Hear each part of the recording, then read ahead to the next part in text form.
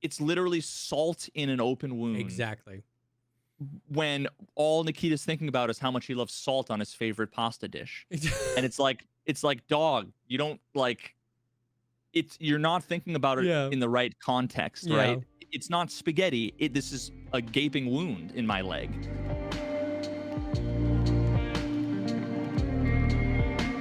What's up, everybody? Welcome to the podcast, a show dedicated to talking about all the progress things in life, like music, content creation, and video games. I'm one of your co-hosts, Jesse Kazam. And I'm Cookies and Cream. Is that a milkshake, or is that just like protein? It's Fairlife Cookies and Cream milk? My wife just brought her home. I was like, want to try this? And I drank it and was like, this is amazing. She's like, nah. I'm like, okay, I'll give it to me. Yeah, that sounds amazing. Fairlife's good. Their chocolate milk's good. Dude, I like developed lactose intolerance when I was like 24. So like having Fairlife milk is actually unbelievable. Yeah. Because it's better than regular milk. It's lactose free, but it's better. It like lasts like a month and a half. Yeah. Like it doesn't go bad. Yeah. As quickly as just like a quart of milk or whatever the you buy. Yeah. And it like tastes good. So yep.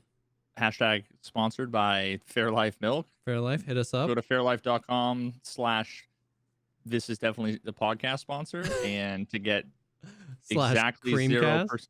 Yeah. One lucky person will get 1,000 bottles of Fairlife cookies and cream. One lucky person. And it's me. But it has to be kept secret. Yeah.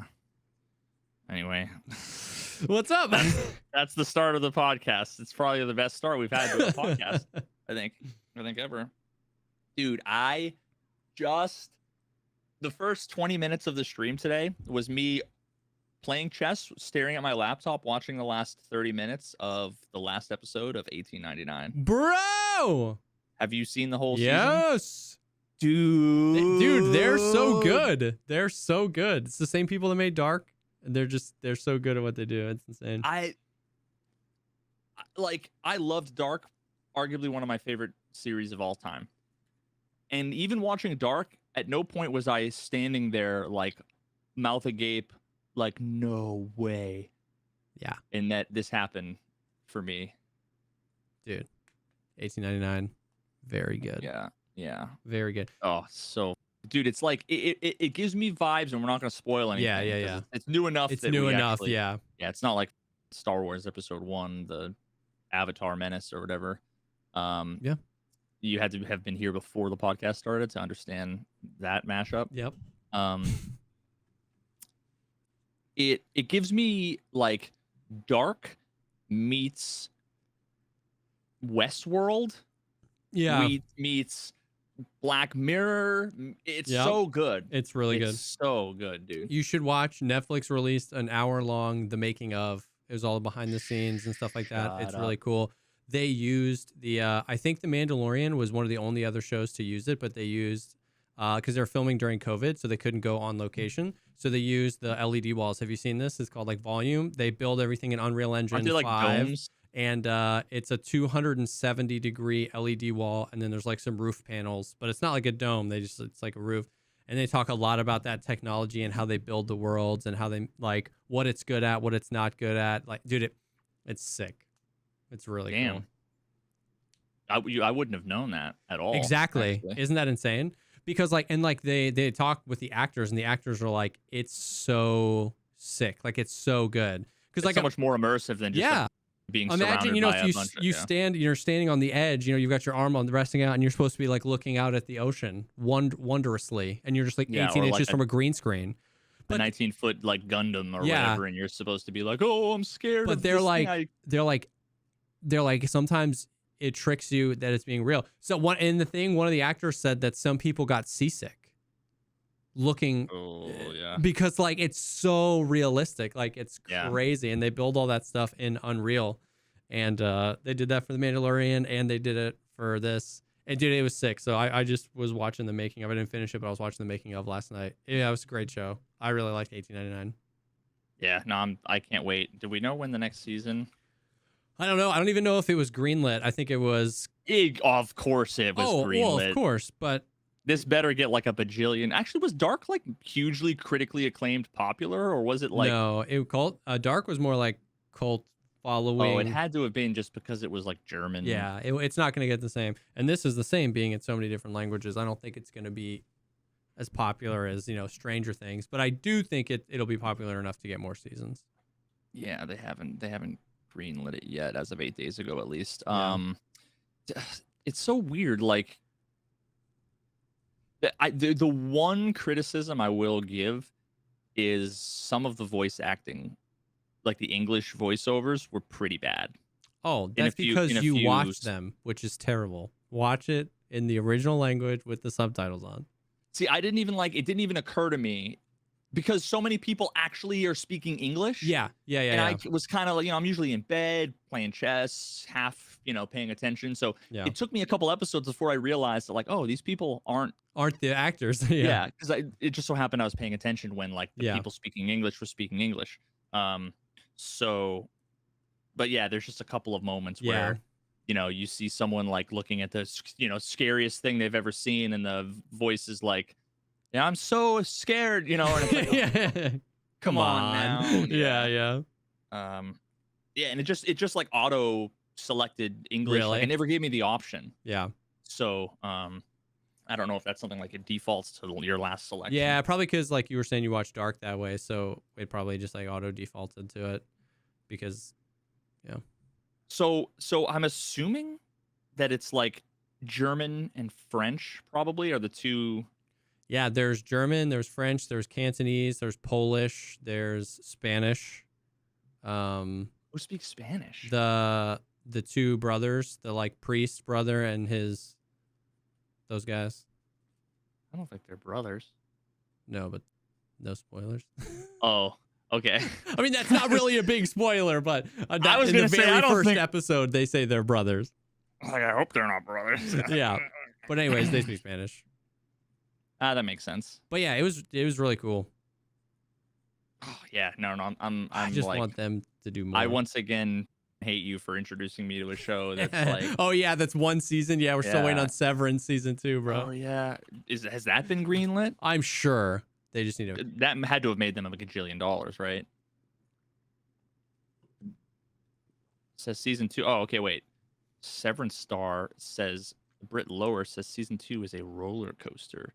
2 days ago, exclusive premiere date teases. Oh my god, I can't wait. I'm still been paying. Like, Apple got exactly what they wanted, because me and 800 million other people are still paying for Apple TV, whatever. Waiting for Severance. Canceled our free trial. Yeah, just waiting for one show.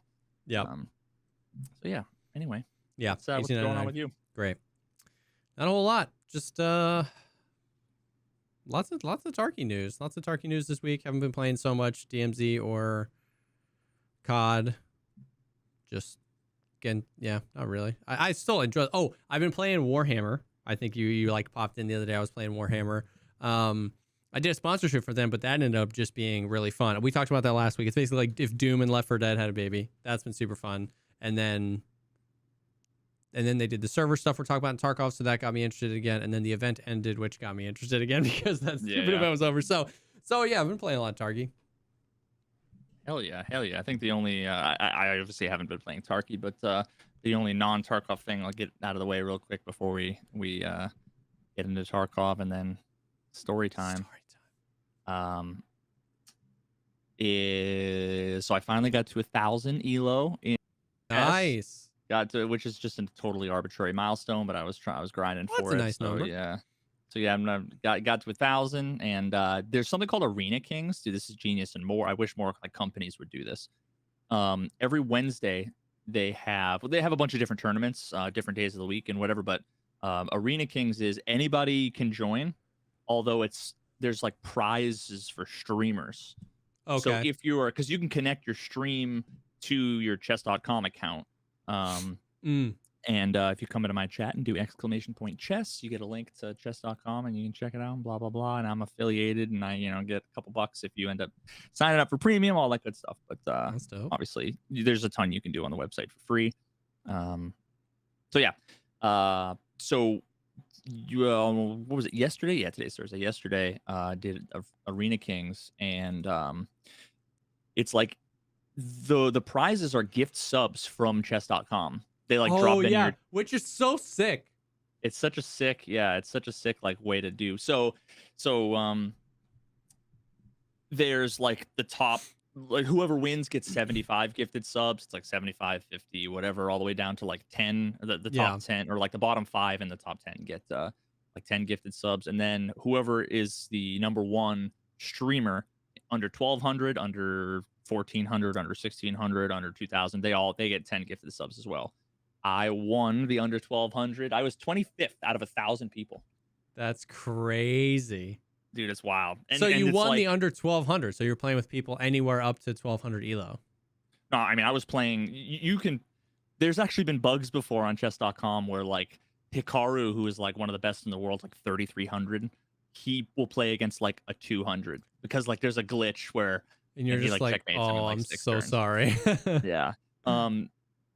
So it obviously prioritizes people of similar rating, but like actually, so in the different time control, I was playing 3-minute games. They're blitz games. They're faster. Okay. And my elo there was like 500 because it starts at 400 and I just don't play a lot of blitz. Gotcha. So I ended up going from 500 to 650. I just like won almost every game, and I was playing against 1000s, 1200s. I think I played 1300. I was like beating a bunch of people, and then like you see the leaderboards, and it's like, you know, 30. Like the top 10 is like 3200, 2800, 2900, 2700, 650, 3000. You know what I mean? It's it's wild. That's wild. Yeah.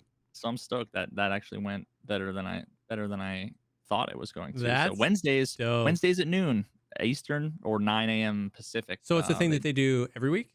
Every week. Yep. It's Arena Kings. Dope.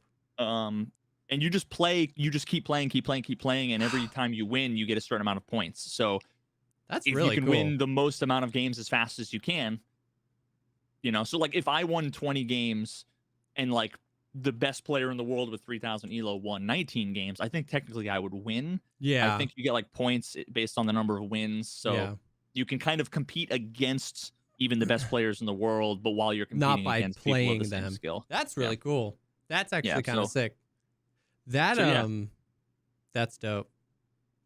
That's really cool. And it's sick that chess.com like invests in the Twitch and the streamer side of it. You know what I mean? Because obviously that's such a huge dub. And that's the thing is like I bet that they're obviously seeing the benefit of like Twitch becoming more popular, of chess becoming more popular on Twitch, because like Chess Bruh, which I know of, and like Hikaru and stuff like that, they stream. And so it's just like obviously just that brings thousands and thousands, tens of thousands of people in. So it's cool to see them invest in Twitch a little bit by saying that there's like prizes for streamers and stuff like that. Dude, I really want to. Go ahead. No, you go ahead. I was gonna say I really want to take part in. It's been like mentioned a couple of times as like, oh, would you be interested by like some of the chess.com people, but have you heard of PogChamps? No. So it was like, you can kind of think about it almost like Twitch rivals, but I don't know if it was a chess.com thing. But basically it is a chess.com thing, yeah. It's a big tournament where there were a bunch of streamers. Like last year, there was Pokimane, XQC, Moist Critical, Forsen, that's like some of the biggest streamers, and then like Hikaru and all of these other top streamers like coach them, and then so like the non-pros compete. That's cool. Yeah, I really want to get in on it. Actually, so it looks like that there's not, because I got asked a couple of times, like unofficially, like, oh, would you be interested? And I was like, of course I would, but all I had ever seen was like XQC and Pokimane and whatever. Yeah. So I'm like, I don't think I belong, you know? Like, I'm partnered and everything, but like, I don't have 30K viewers, but like, there's a whole bunch of names. It looks like there's like 100 people or something like that. So hell yeah, I really want to do it. That would be sick. Yeah, and they're all like around my 800, 900, 1,000 elo. Yeah. Like, I think from what I've seen for the most part. So I don't know. That would be dope. That's really cool too. Yeah, and that was, I think there's $50,000 in prizes. Okay. Dude, there's money in this. Yeah. Oh, I believe Chess.com it. just I don't know if they've completed the deal, but Magnus Carlsen, like the world Mhm. champion, he owns like the Play Magnus group. There's like apps and websites and whatever. Chess.com just bought it for $83 million. What? So like, if they are buying a company that they're just going to merge with for 83 million, something tells me that, I mean, they've got the paper. The paper, and they're planning to continue to grow and expand. That's cool. The what I was gonna say earlier was that the whole idea of like the chess.com gifting subs and stuff like that just reminded me, on a semi-related note, a Twitch-related note. Did you see how World of Warcraft has been doing their like kind of drops type thing? So like Asmongold had like 250,000 people watching him or whatever, because in WoW, part of the drops thing was like, if you gifted 2 subs to any streamer with drops, you got a mount in WoW. Oh, okay. And then if you watched a drop streamer for a certain amount of time, you got something else. So it was like traditional drops, but alongside that, or a pet. Sorry, you got a pet. So alongside the like traditional drops of like watch to earn, there was like almost like this like pay to win thing, but the paying wasn't like Blizzard didn't get the money. It was if you gifted 2 subs. And That's I was wild. Dude, and I was like, bro, I was like, imagine Tarkov drops, you have 100,000 people watching, it's like gift 2 subs and you get a mutant. Like you'd get 10,000 subs in a day. Asmon got like, somebody was watching, Asmon got like 9,000 subs in like a few hours. Fuck off, dude. Yeah, dude. It's like freaking nuts, dude. I mean, that's only $350,000. Yeah, like it's nuts. So I was like, that's a crazy. Sorry, not $350,000. I added a 0, about like 30K. Yeah, in a few hours. You know what I mean? And he's not giving anything away. You know what I mean? It's Blizzard giving the pet. You know what I mean? I was like, that RMT? I was like, screw this, boys. I was like, I flip everything. Let's RMT. Let's break the economy. You know, let's do it. You know what I mean? Give Daddy those subs. Anyways, dude, I mean, I could be bought. I know, right? Or a cosmetic. Literally, if there was a top that Tarkov players could only get by gifting 2 subs, like people would do it. You know what I mean? Like, I'm not saying they should. This is very money grubby, which like you just have to understand as a streamer to see that happen. You're like, damn, you know what I mean? Like that's just printing money over there. Yeah, I mean, I'm not saying Tarkov should do that. I was just like, of course, that's immediately where my brain went. I'm saying they should do that, bro. I was like, damn, bro. I mean, that's one of those things. Like, let's say they were planning on doing something like that. I mean, it would be, I don't know how they would handle the integration, because that would be like difficult to do, and there's obviously engineering resources and whatever. But like, Nikita has the power to like make streamers like us some extra change every now and then. You know, it's insane. Yeah, like. And of course, I know some people are already like gonna respond with the whole idea like, oh yeah, streamers don't need any more money, without realizing that like most of the streamers that they watch make like less than 10K a year from their streams. And even like medium-sized streamers who are like above average might make 30K or something, right?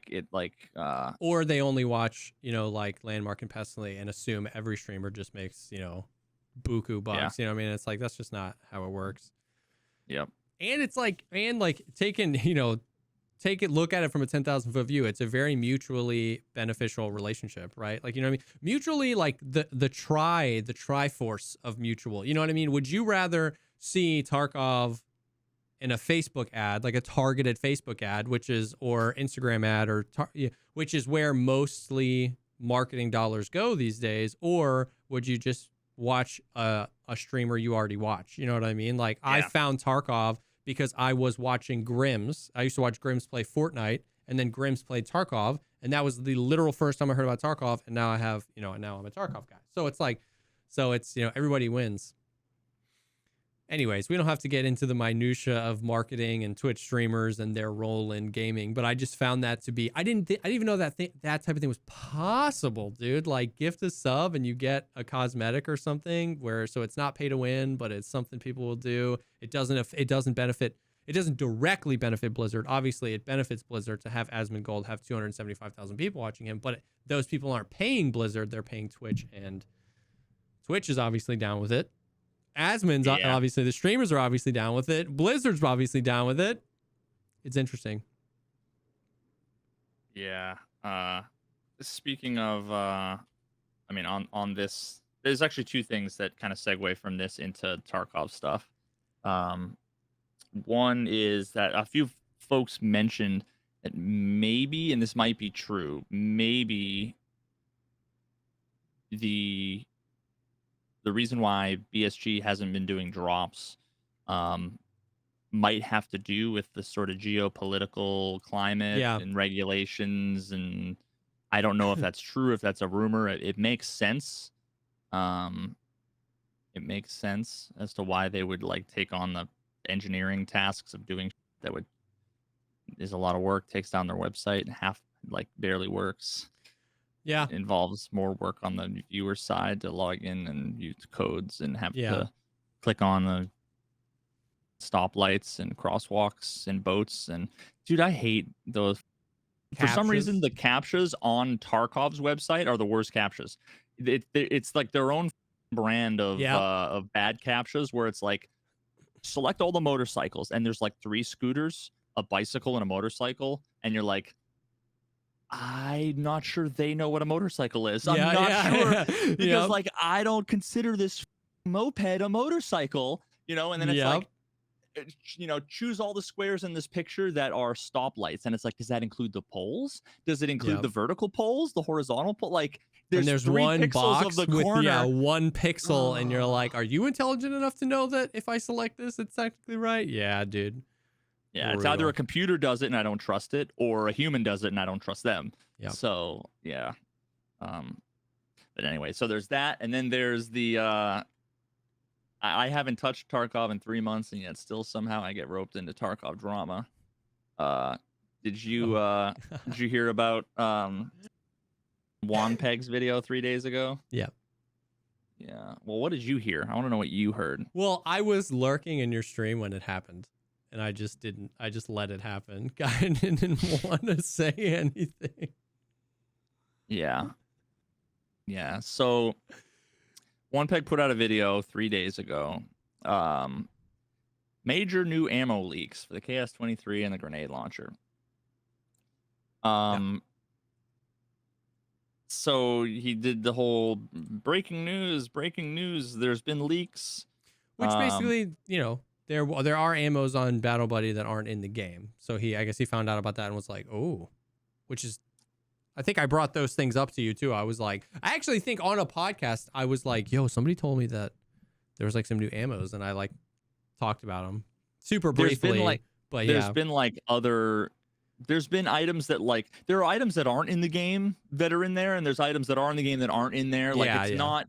But anyway, so the unfortunate part of the whole thing was he explicitly said that it was basically a leak in Battle Buddy made by Veritas, which he was like trying to shout me out, like being a homie, but it in the context it ends up being like not great. But basically said that the app has access to Tarkov's API. I have special access. I was the only one given special access to Tarkov's private API, and that's where I get all of my information from.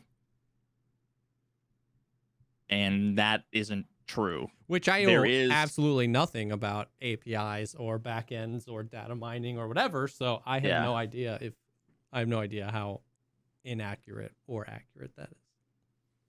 Yeah, I mean, so there has never and almost definitely will never be an API for Tarkov.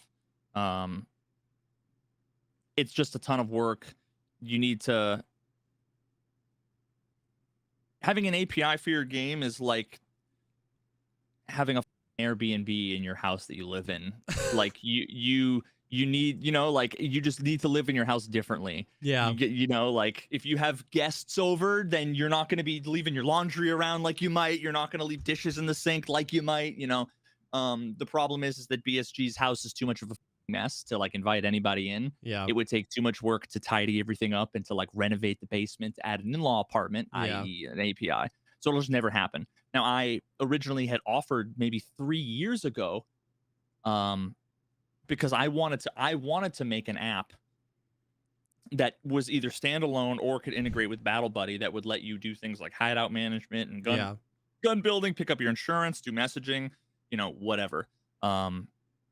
And I had drawn up a little proposal with like a time frame. I even wrote up like documentation for like, here are 5 or 6 example API requests and responses. Here's the format. Here's the information I would want. Just as a starting point to say like, this is the kind of thing I would be expecting. Because I didn't know anything about the architecture, the protocols, whatever. So I'm like, this is kind of what I'm thinking. And he kind of was like, yeah, I'll get back to you, and just like never. And I think like maybe a year later he announced that like they had a team working on like a mobile app. Yeah. And then never talked about it ever again. And then I had talked about it to him like a year later, which was like a year and a half ago. And he'd basically been like, yeah, they didn't do whatever. It just didn't happen, didn't finish, didn't work, wasn't good, whatever the hell it was. Which is kind of what I told him, because I had given him a time frame and a price for me to do it.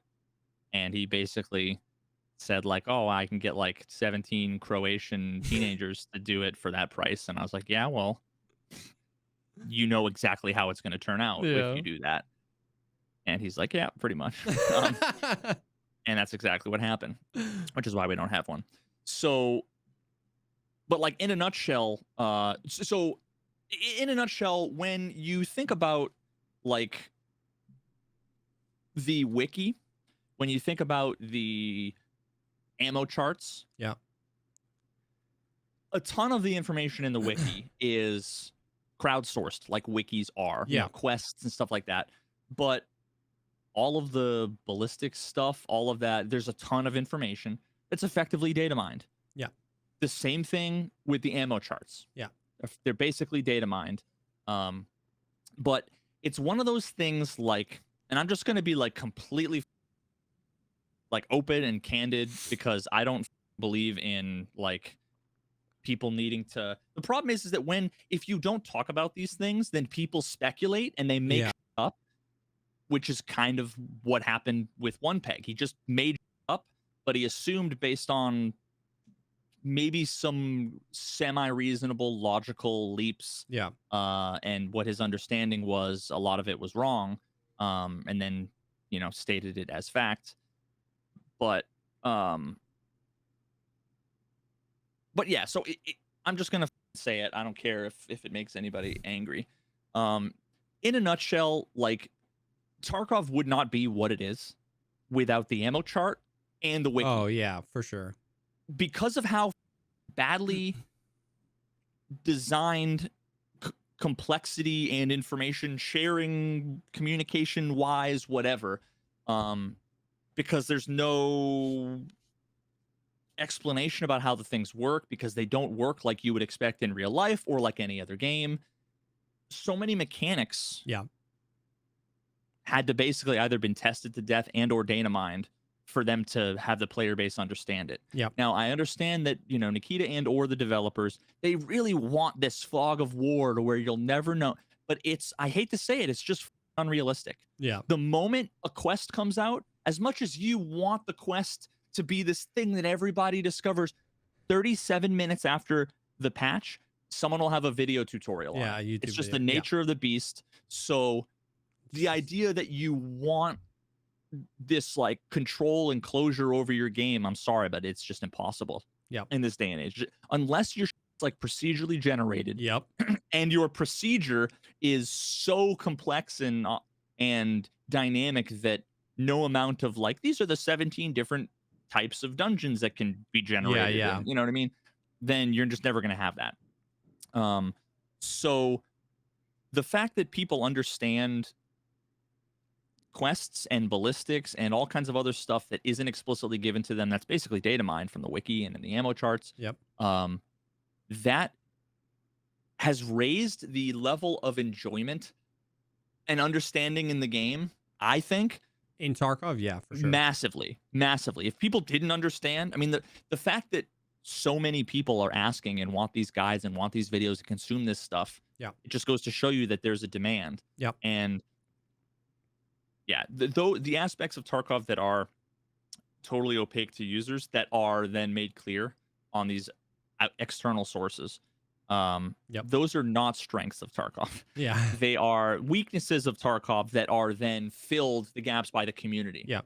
Now, because I think Nikita and the devs understand this, it's one of those things like they're not going to go and sue the wiki guys, wiki people, sue the data, the ammo chart people. You know, it's like kind of have this sort of unstated kind of understanding where it's like, yeah, you know, they're not doing anything nefarious. It's only a few people. It's kind of a reasonable thing. It is what it is. Yep. And I think they've been responsible with the kinds of information because they could, if you're data mining, there's a lot more information that you could share. Yeah. And I think like they've had good, for the most part, good discretion about the kinds of things that they share and whatever. Like the wiki guys? Yeah. Yeah. You know, it's not like they're sharing source code or like data dumps of everything. Like it's kind of sanitized and kind of controlled as to what goes out. And I just think they're responsible, and I think it's a win-win. Yep. But the problem is that you can't go and say, yes, you're allowed to data mine, because obviously think about all the people that'll just go and you're effectively hacking the game, right? Yep. You're like taking all this info. So they don't want to say that. It's sort of a thing like there's only a couple people, they do it, or just not going to talk about it, and we're not going to give them, it's like this, again, it's this unstated sort of agreement where it's like, we're not going to do anything. So when someone like OnePeg comes out and says, yes, Veritas has access to this API and he has an agreement with Nikita, you are now shining a massive spotlight on the thing that everybody just kind of, nobody talks about, nobody looks at, and it's like, and it also makes it seem like he said it so confidently as if he heard it from me, which would have been a lie if I had said it. Yeah. So OnePeg had gotten banned for a day or suspended for a day or whatever you want to call it. I think he had said he got banned, but in a couple places, but at least on the pinned comment on the video said that he got timed out for a day from the official Discord. Which, like, who the f cares? Citing that, quote, Battle Buddy has illegally data mined information on it. I have never data mined. I actually don't know. I mean, I know I could figure it out. Yeah. I don't know how to data mine, and I've never done that. There's I don't even want to say company. There's a repository of information in a database on a server somewhere. That is where my backend, my server, just has a script running that every 24 hours it goes and checks if there's new information. So that's how it gets updated. Once a day, it just checks to see is there any new information from this server. It's not Tarkov's server. I don't have access to that. They've never given me access. I've never asked for it. Yeah. So that's where it gets. But people just assume that if I'm automatically getting updates, that it must be from BSG. Yeah. And it's like, well, no, it's effectively from the same place as the ammo charts and the same place as the wiki. Yeah. Someone data mined it and put the information up somewhere. It just so happened that someone did it in a way that was consumable by me. Yeah. So it's understandable from every perspective, right? It's understandable from the perspective of like the BSG people don't want people thinking that somebody was given special access via an API that doesn't exist, and they don't want people thinking that illegally, quote unquote, like illegally gained information is sanctioned. So they wanted to react and be like, no.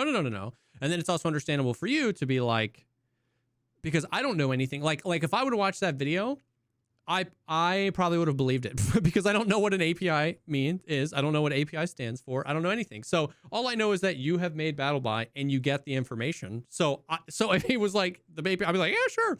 But what's unfortunate for you is that the people that do know what an API is, and maybe some of the data miners or whatever, if they were under the impression you were given special access, then they might think they can get that access, or they might ask you how you got that access, or so that's frustrating for you to have your name attached to something that isn't entirely true. And I'm sure the intention of One Peg's video had nothing to do with that. It was just, I want to show this ammo chart, and Veritas has to get this information from, Battle Buddy's got to get this information from somewhere. So it was probably just a blip on his radar of like, yeah, he's got API access and you don't. And so it's like, that is a cluster. And I totally understand what you mean of shining a light, on the thing. It's like, when we're watching a video in class again, and you don't ever want to be the kid that's like, are we going to watch another movie? Because it's like, now we got to do work. You know what I mean? Like, we were coasting by. Now you're going to be that guy. Aren't you going to give us any homework? And it's like, God dang it, bro.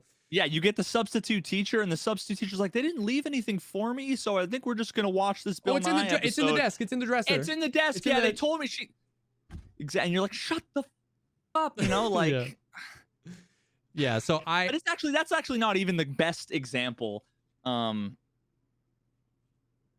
Because the teacher, it's like that in this example, the teacher like left the TV there and was like, do what you want kind of thing. Yeah.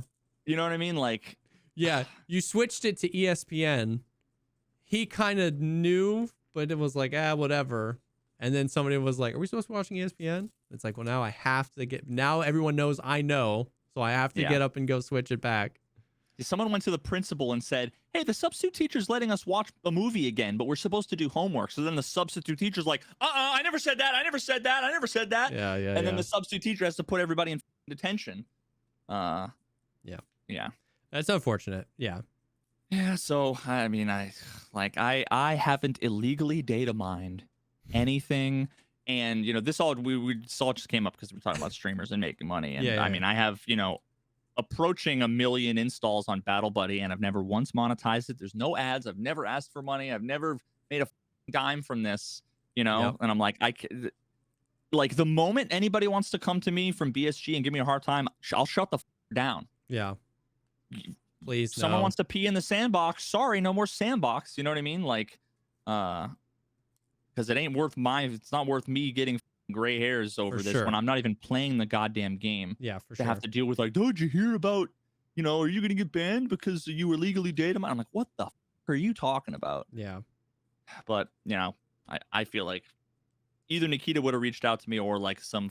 For sure. I have a video on my YouTube channel called The Best New Resource for New Players, and it's all about Battle Buddy. You made a video about Battle Buddy. Almost 1 million people downloaded Battle Buddy. I reference it every day on my stream. There's a 0% chance that Battlestate Game doesn't know about it, and if they did know about it and they were against it, they would have approached you.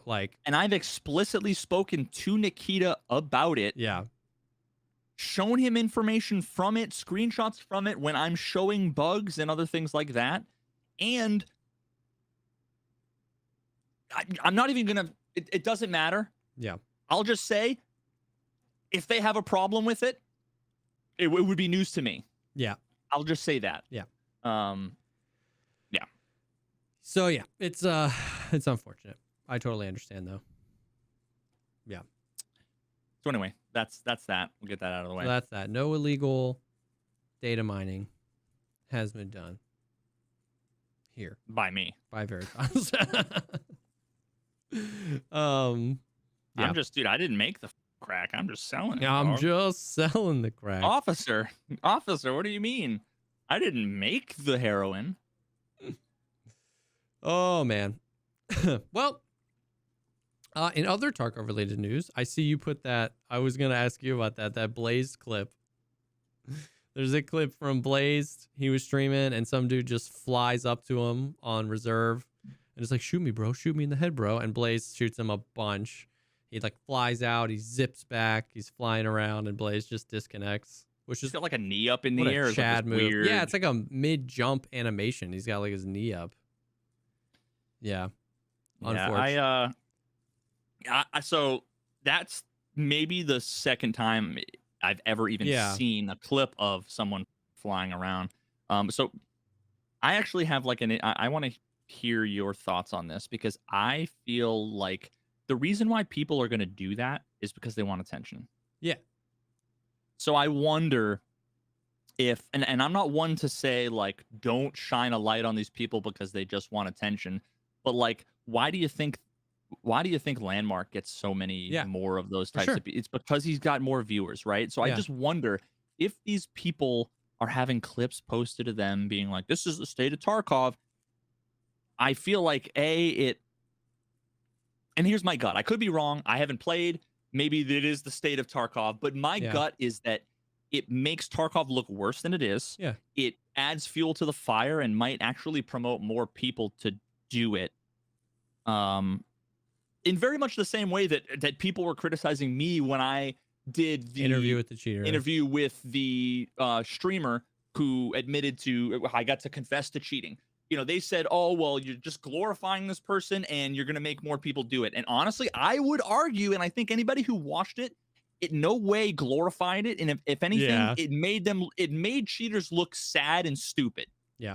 So, but when you see a dude floating around like shoot me, bro. Like all the edgelord teenage douchebags love that, dude. They get rock hard on that. And they're like, oh, I want to do that. I want to go and grief my favorite streamer. I want to go and grief my least favorite streamer. I want to go with people. So my opinion is pretty much directly in the middle. Like, I actually think that like Blazed. So here's what I would say. I would have done exactly what Blaze did, if I'm really honest with you. First of all, Blaze is awesome because he's not, at least from what I've seen, he's not tweeting all the time. You wouldn't have added Battle State games, though. I know you wouldn't have done that. No, I wouldn't have done that. Yeah, that took balls, dude. Did that he really took add balls. them? Oh yeah, he's like, did. yeah, great game, Tarkov devs, with a clip of the cheater. And it's like, oh, that to me is like, he tweeted, "Game is good, game is fine" at Battle State Games. Okay, I wouldn't have tagged them. I wouldn't have tagged them. But Blazed is cool because like he's not. I follow him, so he shows me my timeline all the time. He's not tweeting like these paragraph long. Devs are actual 3-head idiots. There's more cheaters. Like I see that on my timeline from streamers, right? And Blaze is never doing that. He did tag them, which is ballsy. But like if I have that clip as a content creator, that's gonna be a TikTok, right? Like that's gonna go on my YouTube video. It's gonna be on my thumbnail. Because it's hard not to, man. Because content's the game, right? So like I totally understand that. And I've included clips of people who are cheating in my videos before, and I've like edited them so that like if the dude said his name, I'll cut that out. I don't want the guy to name. If the dude kills me, I won't show. A lot of times I'll have comments where like, why didn't you report him? And it's just because I didn't show the end screen because I didn't want to show his name. So stuff like that where like I'll try to do stuff like that, but it's hard because it's content. So Blaze, even in that tweet, he wasn't like, this is the literal most 3-head game. He said, game is good, game is fine. And like, bro, I'll take a look at the past 10 highlight videos I've posted and look at the titles of them. You know, what the hell's happening in Tarkov? Like, I get it. I'm in it. So it's hard. I think that whole conversation is a little blown out of proportion. Do I think that maybe it's possible somebody watched your interview with a cheater thing and decided to cheat? Sure. Do I think maybe it's possible that 10 people were like, that guy is a sad, sad man, and I don't want to be a sad, sad man? Sure. Like, you know what I mean? It's like, but I don't think that a single tweet or a single interview with a cheater or singer is going to do what anybody on the extremes side say. It's not a new ocean of cheaters aren't going to come into Tarkov because Blaze posts that clip. And you know what I mean? That guy's not going to make a bajillion rubles. So it's like, it's just kind of in the middle where it's similar to what you said about like, you can want the fog of war as much as you want, but it's not going to happen. As soon as you post a video, as soon as you post a new quest, it's going to get data mined. It's going to get completed by somebody. There's going to be a tutorial. Same way. It's like, I don't care if you're extreme on either end. If you're like, oh, like Veritas is interviewing this cheater. Everybody's just going to watch this and want to cheat. Everybody this, everybody that, everybody this. It's just like, that's not going to happen. And your expectation is probably not that, like, no, like, it's just in the middle. I just don't really care. It's the content machine. What does frustrate me is that absolutely does add fuel to the fire. Like, people saw that, died to desync, and absolutely rage quit the game because they were like, oh, the cheaters are so bad. You know, people saw that tweet, you know, was looking at 63,000 views. So was looking at a guy in front of them, a guy behind them shot at them and went, freaking cheater. You know what I mean? So it's like, it's hard. But the reality is also that, like, there aren't no cheaters. Like, there are cheaters. So it's so hard. I was actually playing, I think Trey gets targeted because I never run into cheaters, bro. Obvious ones. Like we've said before, I've been in a billion raids with people with walls that don't want to, you know what I mean? Whatever. But I don't run into obvious cheaters very often. And me and Trey this morning, we were doing this thing where we would, like, he was calling it nesting. We would go into labs and we would have big backpacks and we'd go drop them somewhere, and we had KS-23s and we were just creeping around getting loot, and we'd bring the loot back to our nest. And some dude, we had just gotten there, we dumped the bags, and some dude just barrels down the stairs, and he's like, come on, man. He was like, I bet there's somebody ratting down here. And we were like, and he was like, I bet there's dudes ratting down here. He's like, I bet they have, like, freaking KS-23s or something. He was saying this over VoIP. And he was trying so hard to be like, you know, it's like you're playing hide and seek with your kid. It's like, I hope nobody looks under the bed. He was like trying to make, it's like, I bet there's some dudes with KS-23s. And we were like, what the hell, bro? Anyways, Trey ended up killing him with an impact nade, which was great. But he just started. And then so that was the other thing. Then he said, I bet there's people down here with KS-23s. And we were like, what the hell? We both had KS-23s and 2 impact grenades. And he was like, I bet you rats have something like impact grenades, don't you? And we were just like, dude, like, it was so. And then he shot me through the wall and killed me. And then Trey just threw an impact nade out the door in a panic and killed him. But like, but it's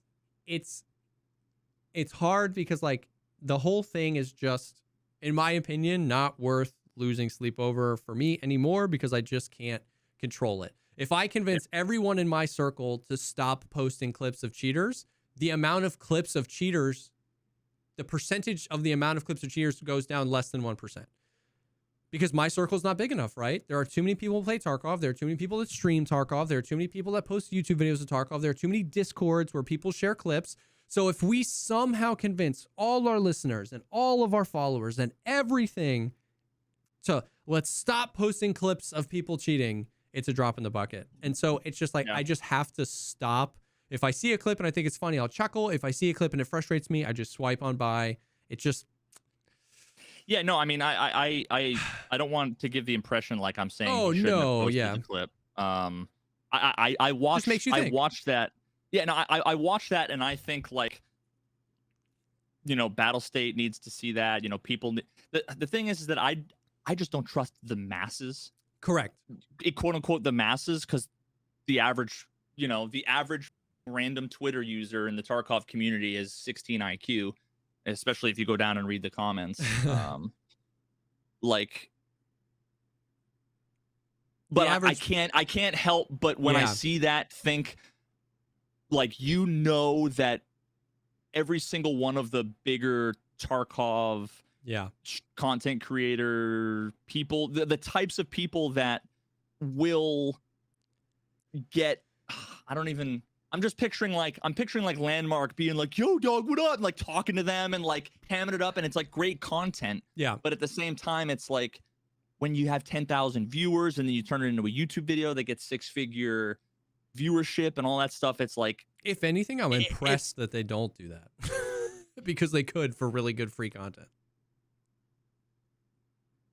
Well, do they not? No, I've never seen a single Landmark video or Glorious or Trey or any of those guys that run into them all the time. I haven't seen. The only cheater stuff I ever see is from the bigger names. And again, I'm not saying that they shouldn't. And that's people clipping it from their stream and posting it. If you look up Landmark cheater montage, you'll find it, but it's all 720p.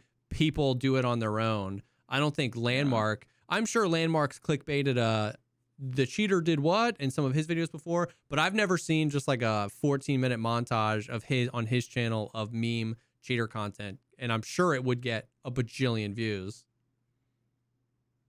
Landmark encounters a VoIP cheater, 285,000 views. I mean, that was only one, though. Yeah, but that thing, how long is that video? That's probably just the one cheater. Like, you know what I mean? He's not like going 27 minutes ham long. on it. That's what I'm saying. Yeah. So yeah, it was probably a highlight video. Anyways. Yeah, I'm not trying to call anybody out. No. I'm just saying like, it makes me, when I see that, it makes me want to play Tarkov less, because I feel like more people are going to want to do that to streamers. Yeah. It's they want to do it to streamers so that they can be the one in the clip and get the attention. Yeah. And there's only, there's hundreds of thousands of players and like a couple of dozen streamers. Yeah. You know what I mean? So like, for sure. Yeah, I don't know. I just hope that the trend doesn't. Of course, by me saying this, there's like 17 people in a cheater Discord right now that are like, "Oh, we're gonna get him. Can't wait till he gets back in the game so we can make him hate his life." Like, fine, if that's what they want to do, go for it. Yeah. I one of these days I'll probably just crack and say, I'll do it for the content and make that paper. Maybe. But so far I haven't. Yeah, so it's crazy. It's rough. It's, who knows, man. I still am just so, I've just beat the conversation to death. Not like with you, but I'm saying like in chat, like when people ask, you know what I mean? It's like, is cheating really as bad as people make it out to be? And it's like, I'm just like, dude, I don't know, man. I don't know. I can tell you that I go weeks at a time without super blatant stuff. I maybe report one person a week. Most of those reports are like, there's enough that leads me to believe this guy could be cheating. We'll report it and we'll see how she goes, but maybe he wasn't. And I know people personally that send me clips every single day of them just like absolutely getting blatantly hacked on. So it's like, there's just, the real question is, I don't know. You know what I mean? Like, I don't know what you've heard, and just watch for a little bit and see. Yeah, I guess my whole point though is that, like, as annoying as it is that the people are constantly coming in and asking about like the state of Tarkov, how much of that is because they saw a clip like that? Yeah, a lot, I'm sure. Yeah, I mean, it has to be 98% of it is either from clips like that or from people talking about, how bad I saw, did you see the clip from X person or, whatever, where the person was just flying around? Yeah, dude, I see that in every raid. And then half the people are making the shit up. Yeah, exactly. Then, again, because I've seen 2 clips, I think, ever of someone fly hacking in 10,000 hours of playing the game. I've never seen it personally. Yeah. So it, like, unless it is blown up in the last 3 months since I stopped playing, which I somehow doubt. No, I do think most of that stuff is targeting people, either targeting a big streamer or targeting someone specific. You know what I mean, for the shmemes. Yeah, people want attention. That's the reason why a lot of people do a lot of the shit that they do. So, like, which is why basing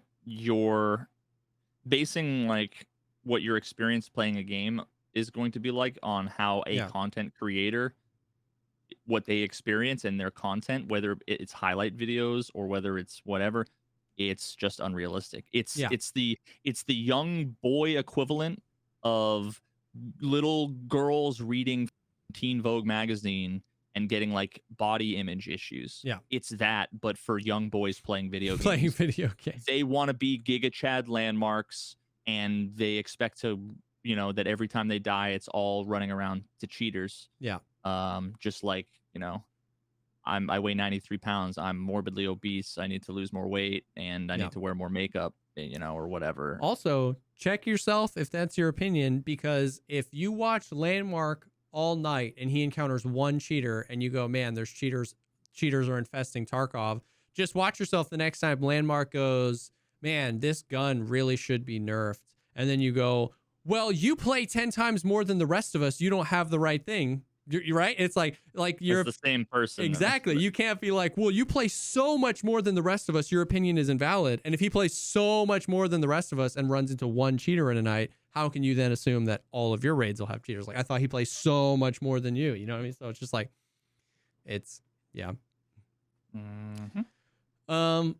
Yeah. Oh yeah. And then there was a bug. There's like a bug in the game right now that you can like teleport. You can like jump and teleport, but like that's not even worth going into because like basically what you have to do is like go to your settings, put your game in windowed, like jump and then tab out and like grab the window and then like resize it, and basically it just completely negates that input. There's clips of people like jumping off of like mountains and then they just teleport back up to the top and they never jumped off. And it's like the actual impossible thing to do in combat. Like you could not do that and win a fight because from the like Velian did it. Velian was like, yo, I saw this. And so he did it to me. So from my perspective, Velian ran, he jumped off a bus, he hung in midair for an entire second, a solid second, and then he teleported back onto the bus.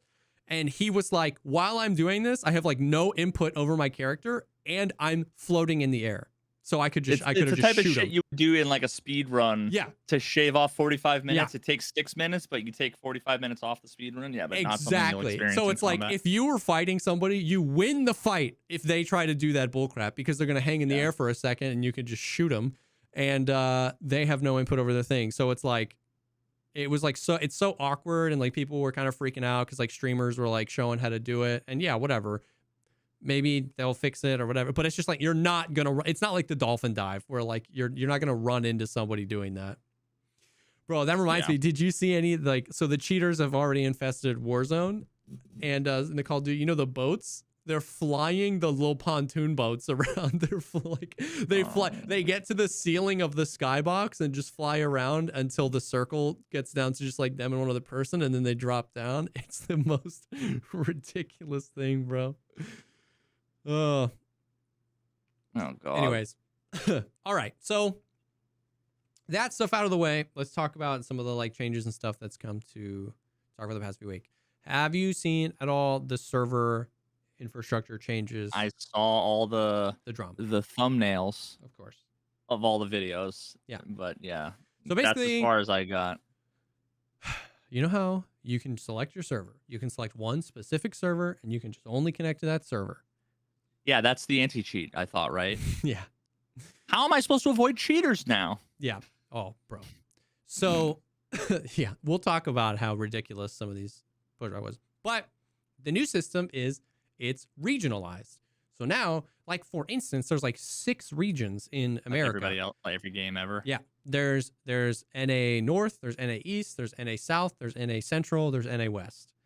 Now, let's for sure talk about the brutal thing that happened, which was there were lots of people in the world, in parts of Asia and in parts of Australia, that for 24 hours, they could not connect to a game. Zero. Ruh-roh. Because it grouped OCE and SEA, so Australia and Southeast Asia, it grouped that together.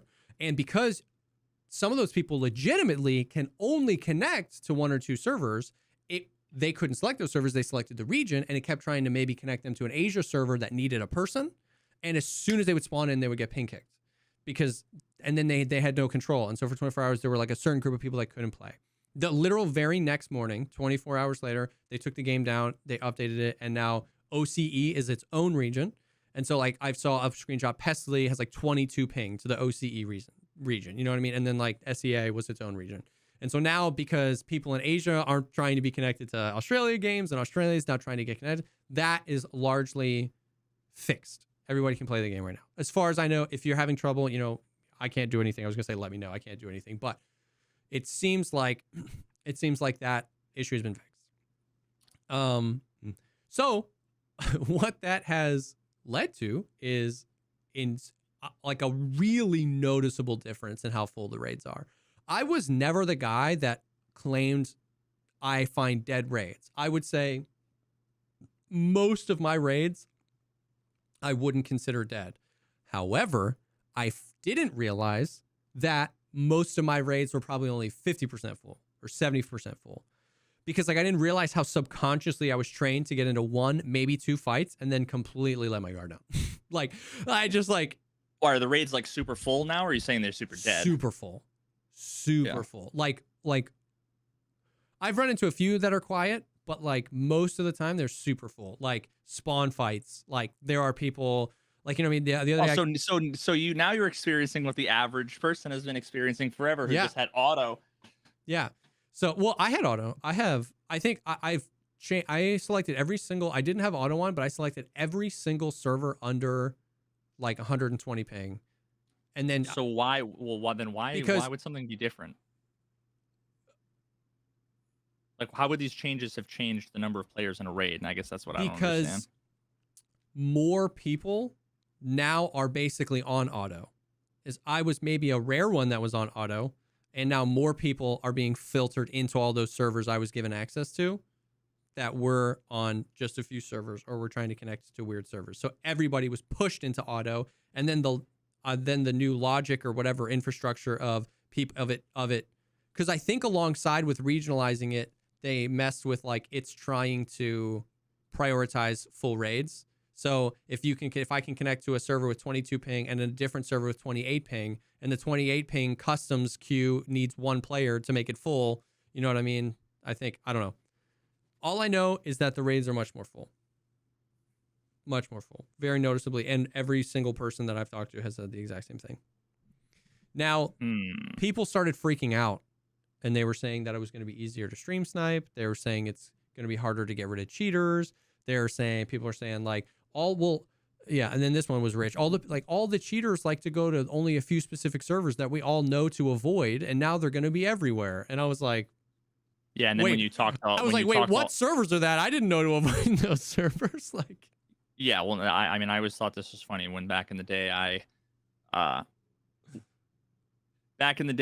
say maybe like a year ago, I asked the question like, how is it that all these people ended up with like a fucking billion rubles? Like a bunch of the bigger names all had a gajillion rubles, and when I would watch them, they would just run through interchange, see one PMC, loot the whole thing, and then leave. And it was like, there's a lot of people that have I know people that have a labs server. When they want to play labs today, they close their game, they select a single server, they hop back in, and they run labs for 5 or 6 hours and make 8 to 10 million rubles.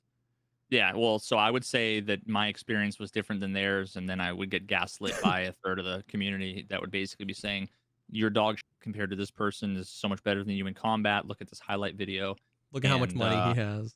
Yeah, look at how much money. They make more money because they have more money, because they're better, because they have more money, and that proof of that is because they have more money. So they're better. But then when I would watch that, they wouldn't see anything, and they would end up with 3 GPUs. They'd get no fights.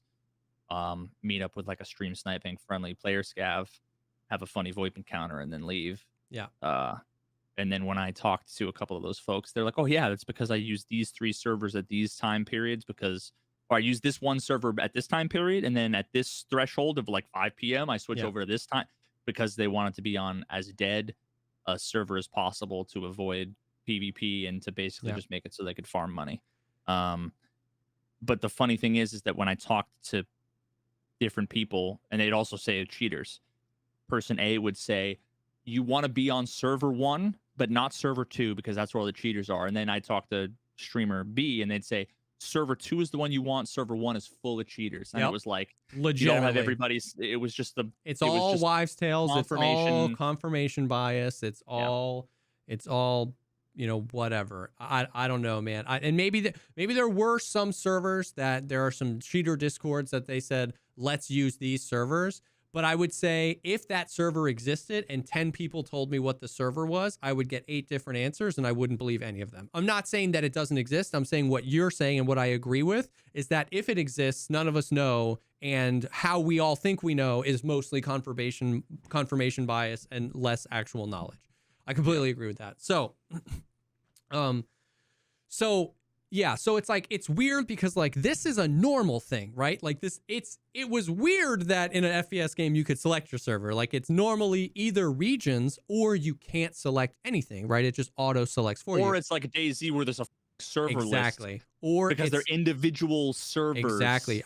Like the only first-person shooters that do this are ones that highly support mods that then everybody can create their own servers. There's a server browser. Those people that run those servers can put ping limiters in. Like you can't just say, well, Battlefield, you can pick your server. That's very different. In Battlefield, you can create your own game and game mode and server list and put your own ping lock on it if you want, or take it away. It's very different. But Call of Duty, Apex Legends, it's either regional or you don't pick at all.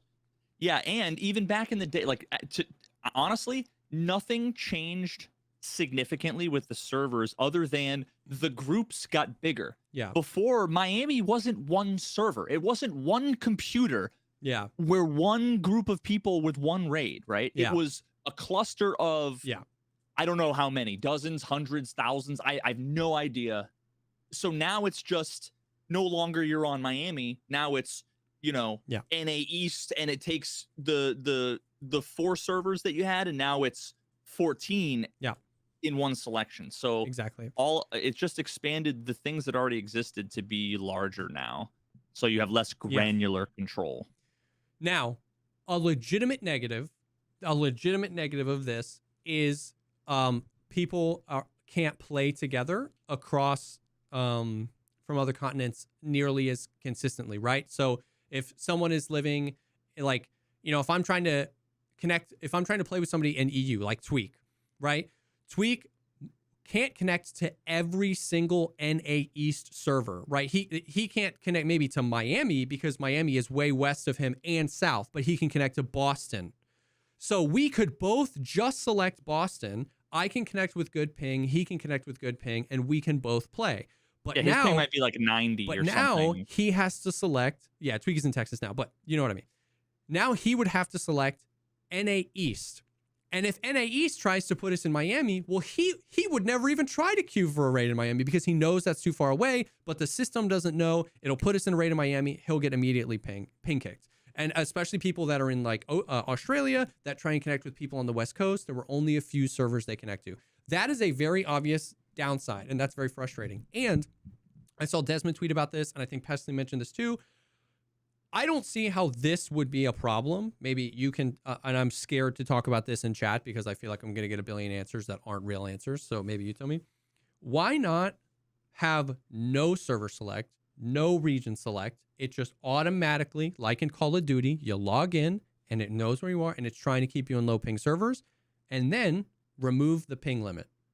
So as a solo, you couldn't queue into high ping servers for a picker's advantage because you don't get to select.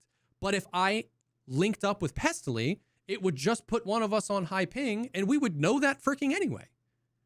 Then everyone can play together and you can't solo queue high ping servers if you think that gives you an advantage. I don't see why that isn't the logical conclusion to this, because then it kind of works for everybody. I mean, maybe there's an issue that I'm not seeing. I don't know. Obviously, because Tarkov's basically the only game that does this. Not the only game, but like pick 10 first-person shooter games.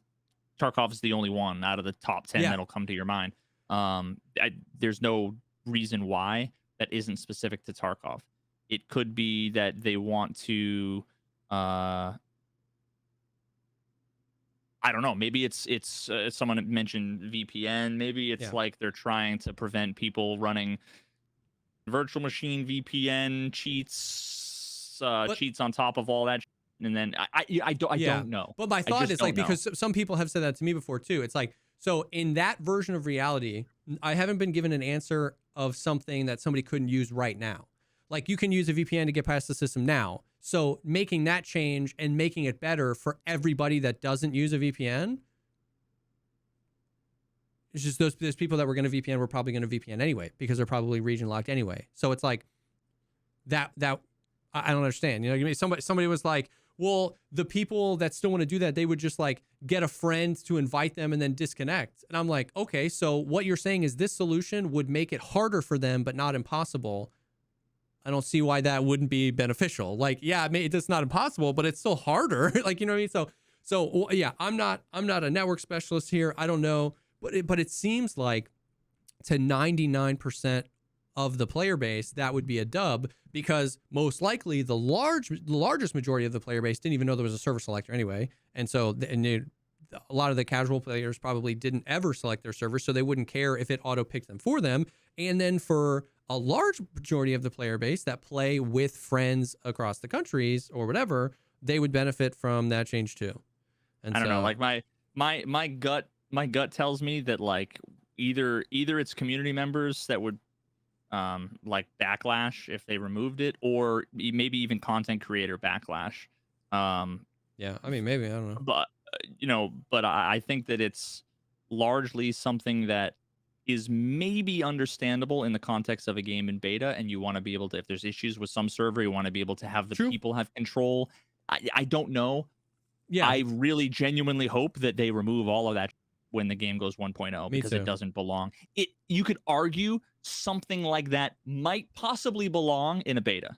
Yeah, and that makes sense. And definitely, you know this, but for everybody, my attitude isn't because I can't come up with a reason. There are no reasons, right? Like, that's why I asked you legitimate, because you might have more network information. You don't know. Maybe there's a reason. Maybe you're, like you said, maybe there's a specific reason they want to do it this way, and that wouldn't work for Tarkov.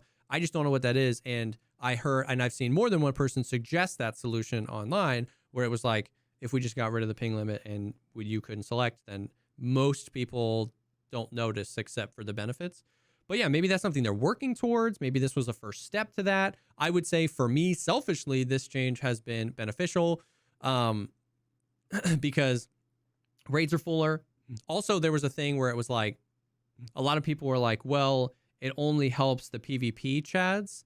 And I think like that, I think that's an invalid argument as well. Like, I don't think that's fair. Like, this is a game that was meant to be played with other players, right? Like, the intention of the game was not that the servers be half full, or in some cases potentially empty. And so leveraging information about what servers are empty at what time, and then using that to play your own version of this game as a PvE game, I don't think it's wrong for them to like try to fill the raids. You know what I mean? Like, I don't think that is exclusively helping PvP chads. Like, you might not realize, not you, but the proverbial you, who's like, well, that only helps the PvP chads. You might not realize how many people come into my streams and say, man, I'm really struggling on shoreline quests. How did you get kills at the pier? Like, how did you get kills? You know what I mean? It's like, those people aren't trying to beat PvP Omega chads. They're trying to do the things the game is asking them to do, and they can't find people. You know what I mean? So it's like, the game is supposed to be a PvP game. You know what I mean? And the flip side of that is, just because you didn't see anybody doesn't mean it was a dead raid, right? Like, the point, I'm glad that the servers are full, but I still hate the spawn system. I want the servers to be full, but I still don't want I want the ambiguity. I don't want to know where people are. I don't want to know where people spawn. I don't want to know where people are extracting, but I want there to be a threat. I want the servers to be full. You know what I mean? So. Yep. I mean, I don't really give a fuck about the server stuff. Like, in a nutshell, like, I've never cared. I've always just generally hated the conversation around servers and around ping, and around ping abuse and people's advantage and blah blah blah. And it's just so much misinformation, so much. I mean, I hate that conversation too. Yeah, absolutely. So like, I just I mean, like, I hopefully it helps some people. Hopefully it doesn't harm. Like, hopefully it helps more people, for sure. Or the devs do what the fuck they need to do. You know, like, the amount of people in a raid is something that should be independent from like server selection. Yeah. Like, server selection should be like something that is reserved for technical, infrastructural, non-gameplay things. Yeah. And it should be, in my opinion, obfuscated from the players. Like, it shouldn't even be a thing. So any of the other issues, like if raids are too poppin', or if they're too dead or whatever, the issue should be solved with like a matchmaking system changes, not to server selection changes. You know, like, that's such a ass backwards way of looking at it. Yeah, so I mean, like, they didn't say we're changing the servers to fill out raids. It was just the most immediate change, right? They said we're reworking the server infrastructure. It could have been for completely different reasons. Immediately, everybody that plays the game a lot was like, wow, the raids are fuller. So we were all like, it was the fill raids change, when that's not fair either, because they didn't say that.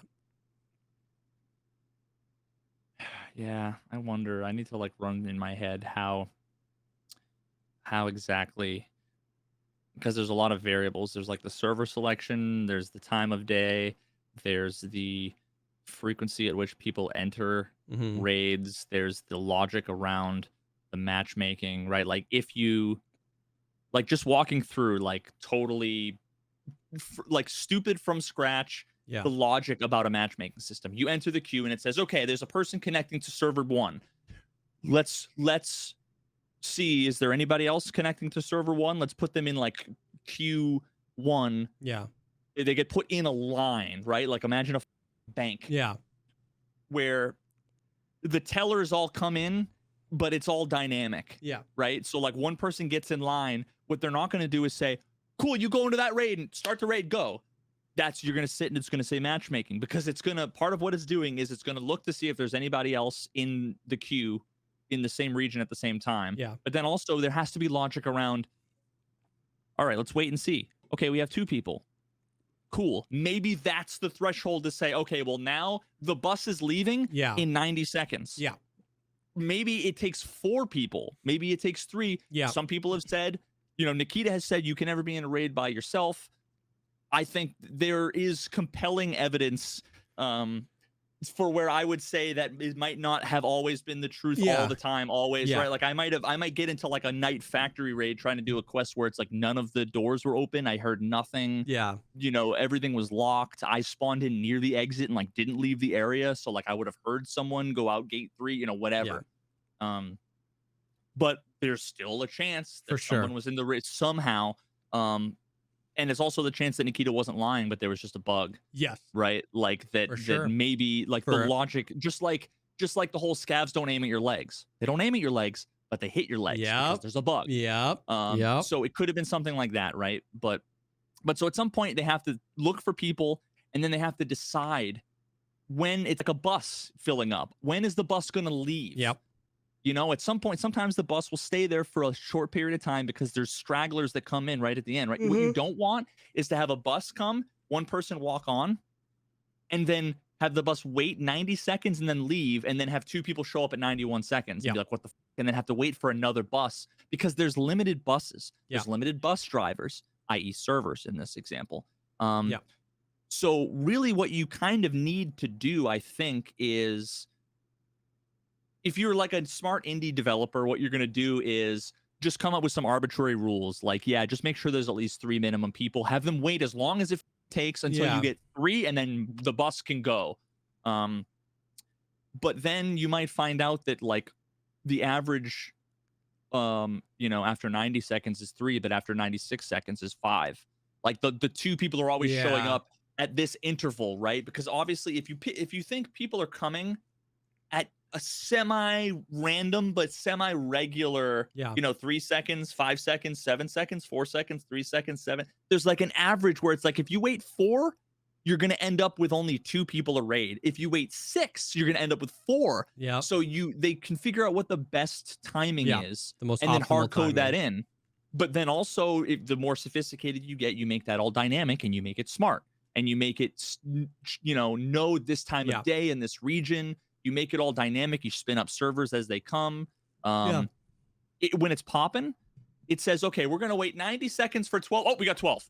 Yep. Start the raid. Send it. Let's go. And that's when you queue for 3 seconds, because a lot of people happen to queue. Yep. But if you think about, how many total players are there at any given time in your region? Let's just say there's 100, right? Yeah.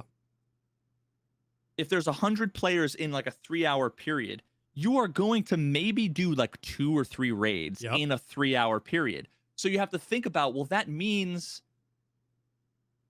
if you're going to do 3 raids in a 2-hour period and there's 100 people, you got to figure out like the average number of people that are going to be queuing in any given, because you don't want to wait 45 minutes.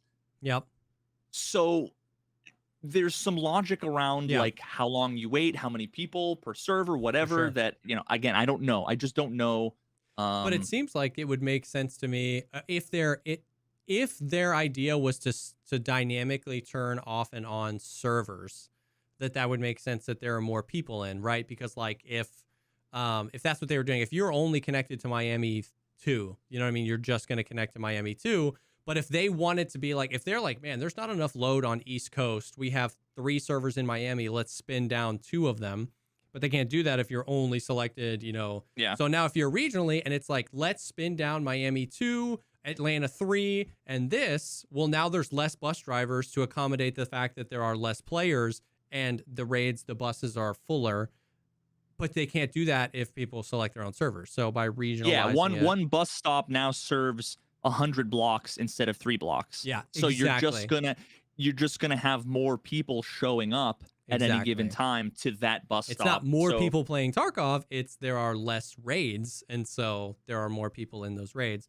And so maybe that was it. Maybe it had nothing to do with like their attempts to fill out whatever, but it was like they were testing the ability to dynamically turn off and on servers, which could be something that they were attempting to do and flesh out the kinks of before Streets. You know what I mean? It'd probably save them a bunch of money too, right? Exactly, like you'd rather have 10 raids with 10 people in each raid than have 100 raids with one person, because every single raid is a spun up server instance on a computer that needs to do that, and they're probably paying for all of that at every different data center at different rates all across the world.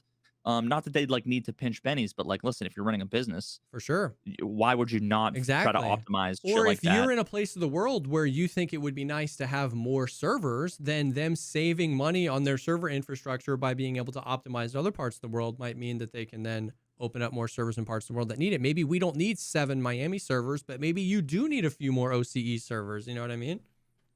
Yeah. And also think about it this way. Everybody is selecting one server, and then, well, the other thing is people are always complaining about the queue time. And it's like, how many servers do you have selected? Oh, I have 1. Well, then you're an idiot. Use your head. Yeah.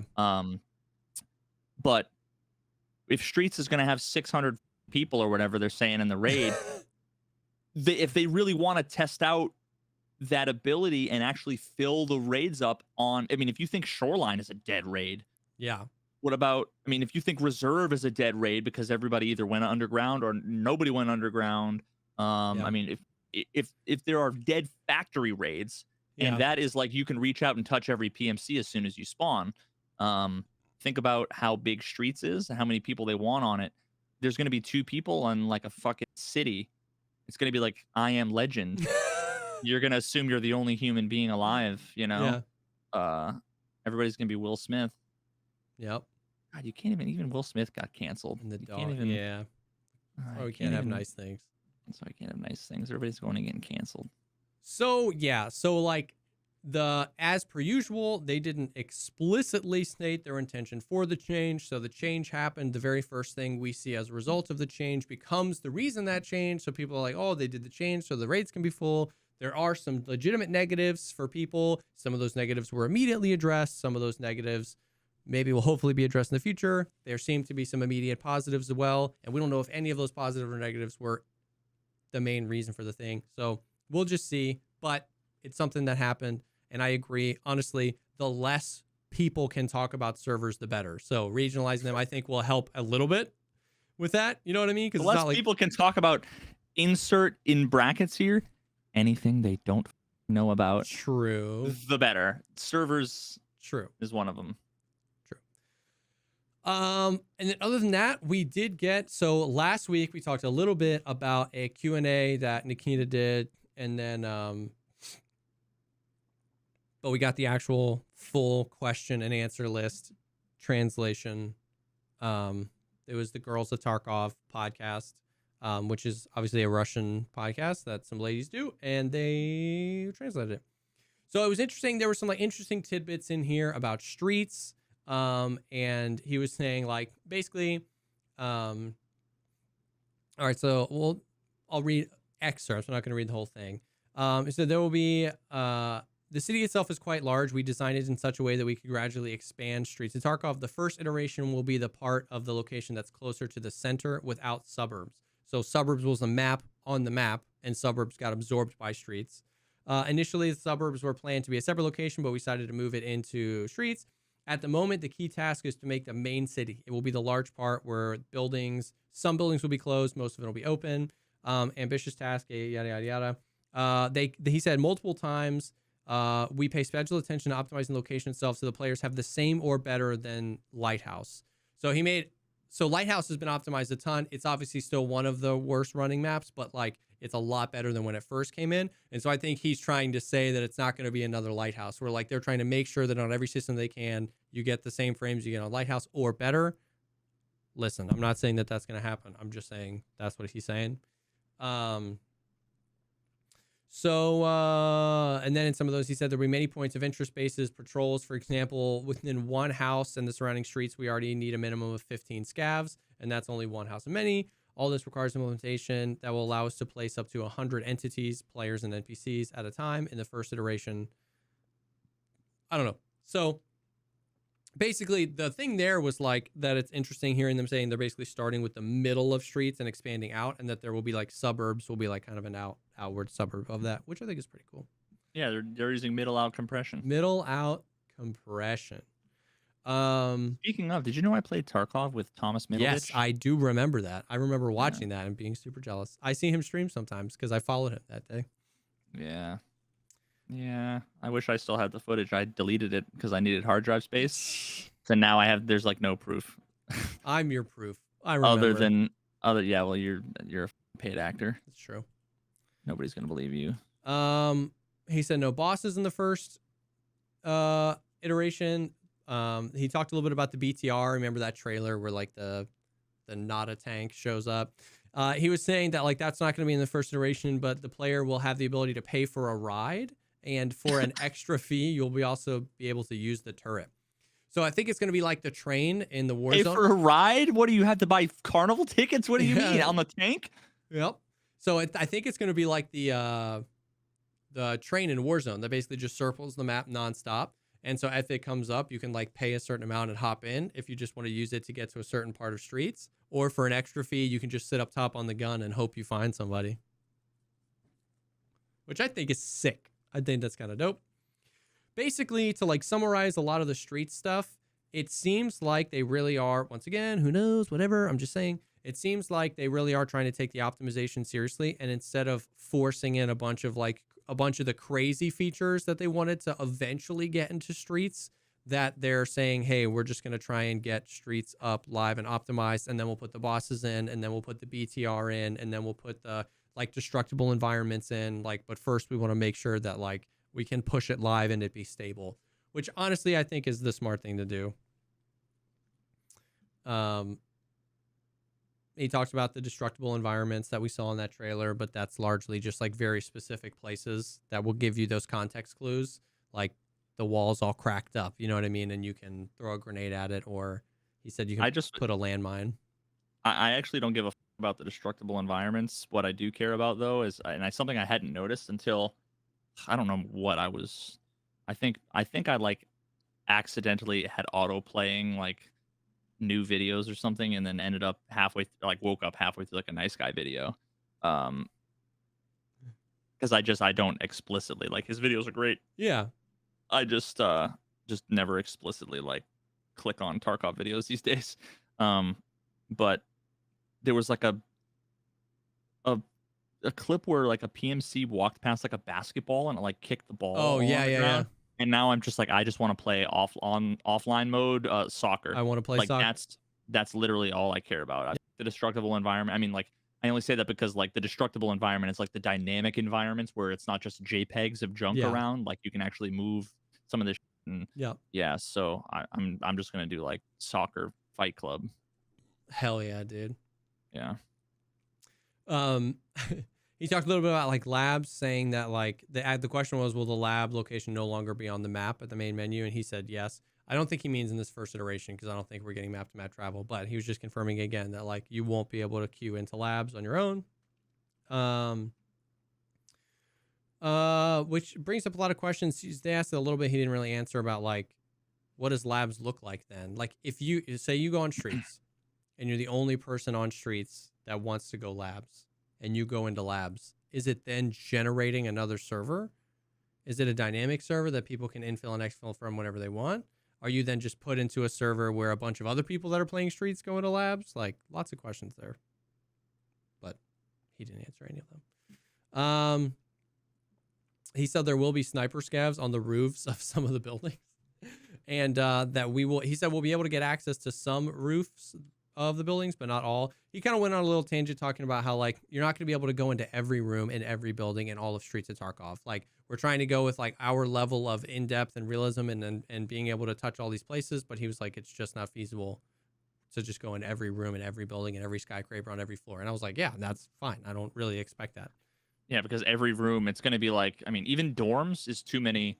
Yeah, like rooms. Like half of the rooms are locked, and the half that are unlocked, are locked with keys that you can even use. Some of them are locked and there's not even keys, and even half of those are completely useless. And really, only like 3 of those are actually like people go into for loot. Yeah. So that was fine. Once again, we just want to get the map out and optimize. I don't need to be able to go into every single room. He talked a little bit about like landmines and stuff like that, but not that they're just mentioned them.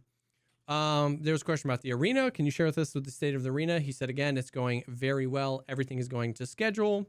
He said there's a separate team working on the arena, but we also have to get the EFT team developers involved to resolve tricky issues, which makes sense because they've said multiple times they want the games to be connected if you have both. So like some of the devs have to talk to each other. We will let you know very soon when the beta will start and how the mechanics will work. You will have to understand that there are a lot of connected things with the arena, the launcher, the website, the back end. But that makes sense. One of the questions was, will there be a 1v1 mode on arena? And he said yes. It's cool. What are some of the other important questions? People asking to be able to like shoot people, like being able to shoot your guns while unlocking doors or like breach and clears. You know, he's saying it's all planned. This was interesting. Are there any plans to allow players to use repair kits in raid? And this is what we talked about last week, which is basically what he said. A full-fledged repair in the field is not a thing. Replacing armor plates in the field is possible. In the future, we will add custom durability indicator to each element of the weapon where each part has its own durability. Maybe it would be possible, for example, if you found a weapon with a bolt, you can change it to make your weapon repaired. So basically, yeah, you can't take the parts, take the armor and repair it in raid, but you could replace it with another armor plate. Like if you killed somebody with a headshot, kind of like we were talking about. So that makes sense to me. I don't want to be able to actually like, yeah, repair things and like be pulling bullets out. But if you find a fresh plate, you can, there's the potential to be able to like swap in raid, swap weapon parts, swap armor plates so that you can continue playing. But the repairing of stuff happens in the hideout. I feel like, I don't know why this just popped into my head, but I feels I don't know, maybe worth mentioning.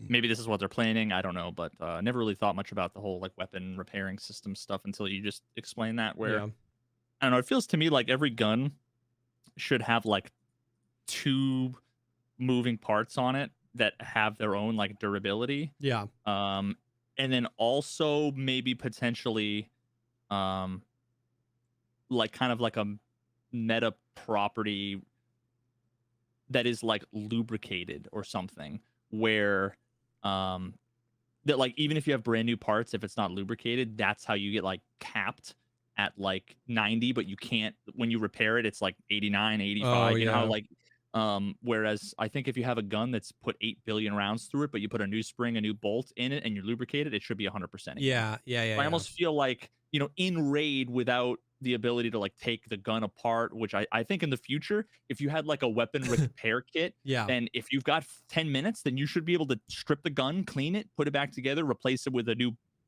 bolt carrier group or whatever, and it should be brand new.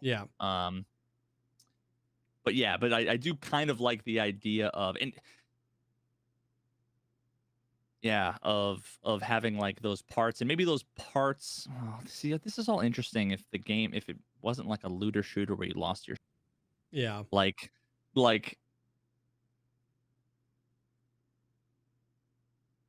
if you had a gun, imagine like Skyrim, right? Like you have a sword for like days and days and days and days, you know, like until you find something better, you use like this one weapon.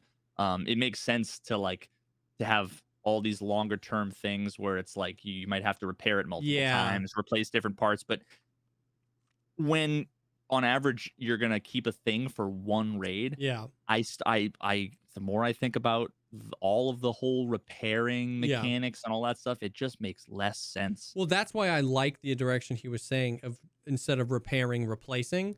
Instead of like repairing these things, it's like if you find something that you can just like swap it out with, you kill a guy with an M4 and your M4 is super low durability, maybe you can swap the bolt or whatever, because then that system leans more to like, as long as you're alive, you can do those things, but it's not like overcomplicating a thing that nobody's going to do.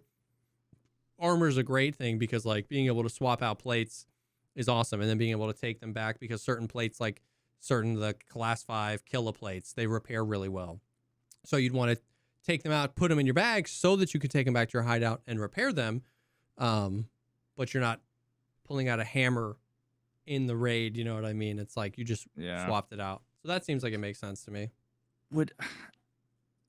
All right, this might be a hot take, but I feel like even looking at where Tarkov is going to be in the future, like the way it is now and completely done as like it's in my head, which I'm sure is maybe 90% of what it's actually going to be.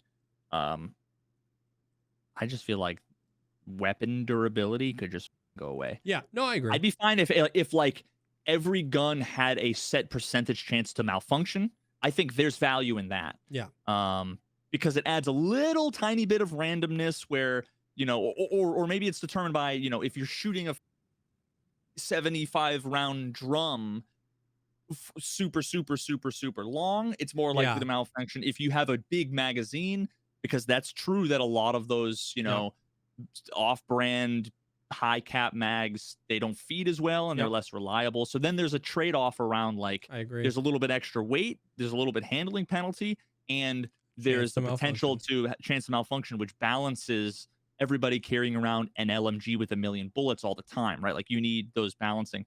I just don't think that they're like, why do we need weapon durability? I couldn't agree more. And arguably those are the things that have been more impactful. Right now, suppressors hugely increase your malfunction chance of sustained because it can overheat, and high capacity mags, the longer you shoot, the more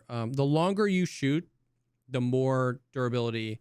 So it's like you could shoot 6 bursts of 10 bullets and your gun might go down 2 durability, but if you shoot all 60 rounds holding the trigger down, your gun might go down 7 durability. Like that's in the game right now.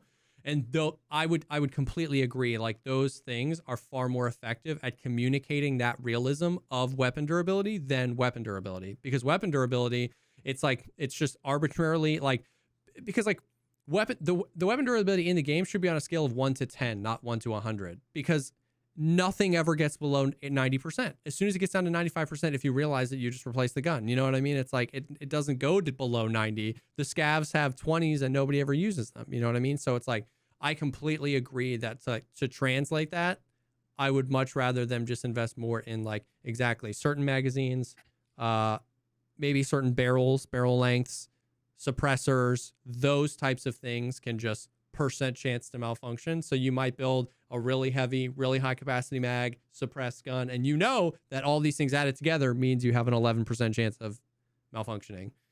I feel like that just does a better job at it than the current gun durability.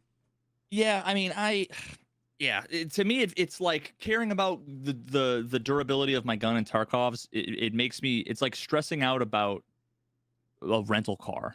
Yeah, like you're not going to have it very long. To give a about a rental car. You know what I mean? Yeah. Like, obviously, you should respect the property, right? But at the same time, it's like any maintenance like mechanic. Yeah,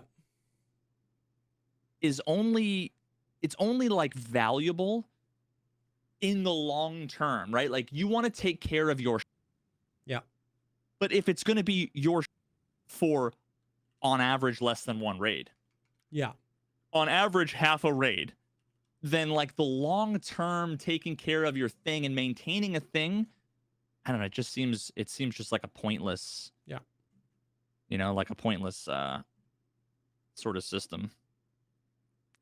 So yeah, I mean, maybe that's my hot take, I guess. Remove durability from the game. I think that's a cold mother flipping take, though. I think 90% of the Tarkov players would agree with you. Like, I think people are just like, they just don't. It just doesn't do what it wants to do, and it exactly like you said.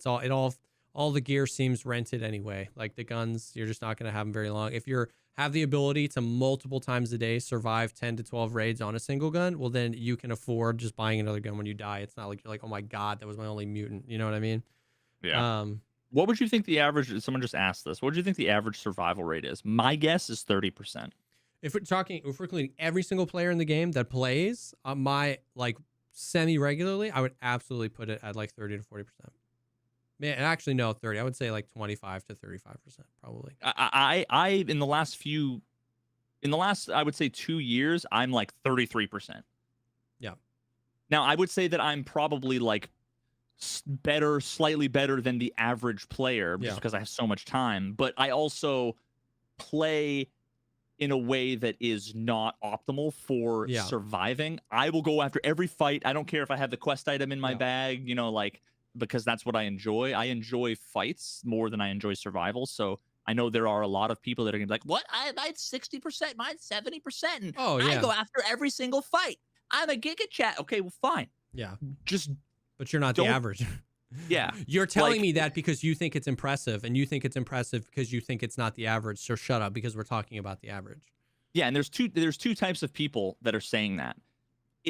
I'm picturing the guy at the gym who's like super jacked and is like, not everybody curls 75-pound dumbbells. What do you mean? You're like, just don't be a idiot, right? Yeah. And then the other part is I'm picturing the person who's skinnier than me sitting behind his keyboard being like, yeah, what do you mean, dude? You can't dumbbell lift 75 pounds when he's never lifted more than the little blue plastic purple grandma 7.5-pound dumbbell, right? Like, so either way, it's stupid. If you're going to be the person that's going to brag about your survivor rate, good. You're either above average or you're lying. Yeah. So you should just shut the fuck up about it. Because like survival rate doesn't realistically go to 100. It goes to 70. like realistically, like the best players in the world like have like a 70 towards the end of a wipe will have like a 70-75% survival rate. Like it's just like that's basically the cap, because you're just like, there's so much bull crap you're gonna die to that's not your fault. You know what I mean? Like there's no way to have like 100% survival rate. So when the scale goes from 1 to 75 or 1 to 80, then you know what I mean, having it be like 30 to 40, like that just feels like it has to be somewhere in there. But yeah, and so many people just only do the pocket watch quest connected to the one dead server at nighttime, and they avoid all PvP and run away from all gunshots, and then they lie to themselves and think that they're PvP. Yeah, or they extract camp, you know what I mean, or they run, you know what I mean, exclusively nighttime. Or they have 32 raids and they're bragging about their 52%. It's like, yeah, dude, you know, I have a 100% survival rate for the first 7 raids of every wipe, and then after that it goes 92%, 83%, 62%, 42%, 36%, 35%, 34%, 34%, 33%, 33%, 33%, and then maybe if I have like a good 2 days of Tarkov, it'll be 34%, 35%, 34%, 34%, 35%, 33%, 33%. You know, mine always drops significantly after I get Kappa. I got Kappa, I think, with a 70%. It was my best wipe ever, and I've lost 10% since then. I think I'm at 60 or 59. And I also wonder how, like, to compare squad play versus solo play. Huge. I mean, like, just think about when we played DMZ. I mean, DMZ is different than Tarkov, but not tremendously different, right? Like, we didn't encounter like any difficulties when we grouped up together. Yeah. Whereas I didn't not die. Yeah. In every solo. When I was solo. So yeah, for sure.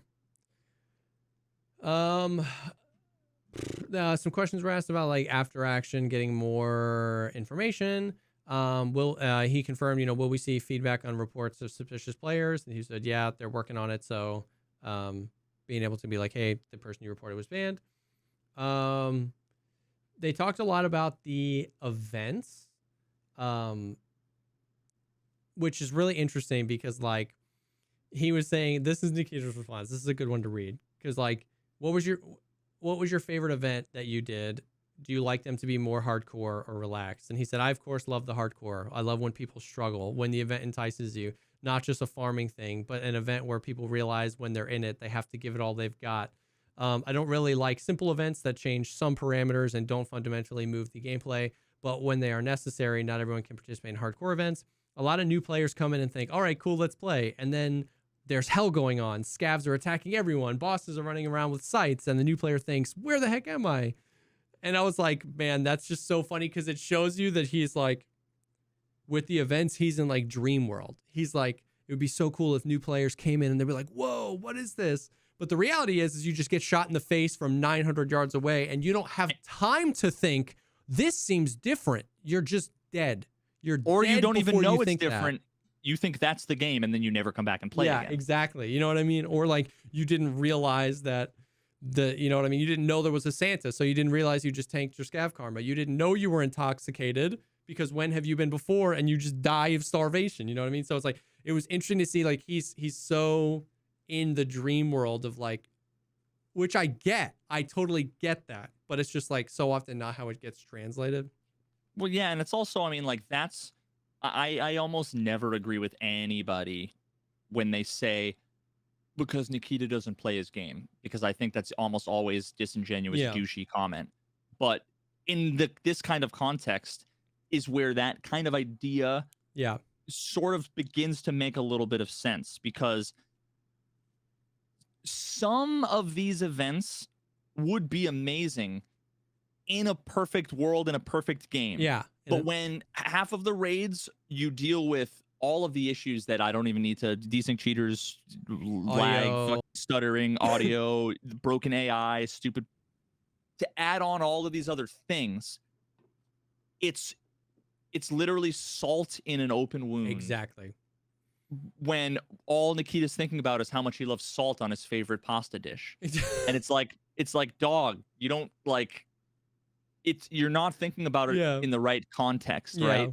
It's not spaghetti. This is a gaping wound in my leg, right? I know they might look similar. It's not spaghetti. It's a gaping wound.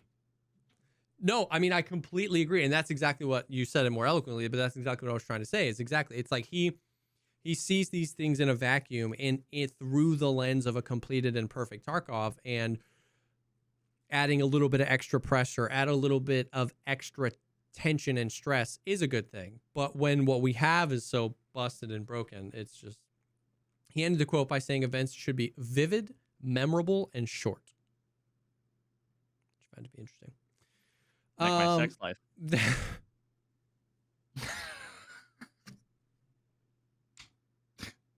Yep. They talked a bunch more about events and Halloween events, and they even asked a little bit about some of the stuff about like, you know, do you guys, you know, use events to like test out some stuff? For instance, like the person that asked the questions are like, okay, we had the little Halloween boxes where you couldn't open them in raid. You had to go open them out of raid and you get stuff from them. It was like candy and chocolate. It'd be really cool to find little, maybe small size med cases that you don't know what's inside it and you have to go pry the lock in the hideout, or, you know, like wallet, like I was like, that would be really cool. Like, in addition to all these loot, like there's a thing where you're like, is this worth taking out? I don't know. You prioritize, you take it out, and it's like a little loot box, not like a paid loot box. And he said basically, yeah, he was like, you know, a lot of that stuff we use to either like test out a mechanic or do something. And I was like, that's kind of cool. Dude, I would love that. I would love that. I mean, I don't know if I have ever thought of that particular idea. I know I've talked about like the whole concept, just general concept of like the whole gacha mechanic and how like cool it is to like open up like loot crates and stuff like that. And how cool that would be. I still think that like marked room shouldn't be like marked room and all of these the rooms that are locked behind keys, especially like rare keys and like marked room now, or maybe even like labs, some of the key cards and stuff. It'd be so much cooler if like you'd go in there and there was like a pallet of stims or something where it was like, you know, like or a weapons case with a bunch of stripped down weapons in it. Yeah. But unfortunately, you'd have people that would, you know, depending on the spawn rate of it, would either farm it, or you'd have to make the keys so rare that they would be incredibly expensive prohibitively, or that you'd never actually find them, or when you did, you would die to the one cheater because they would see that someone had the key, and then it would be, you know, they would just beeline right to you. So it's just too many things that would make what would otherwise be a really cool concept. Yeah. Asked if there would be radios. He said they'll be added later, not in this patch.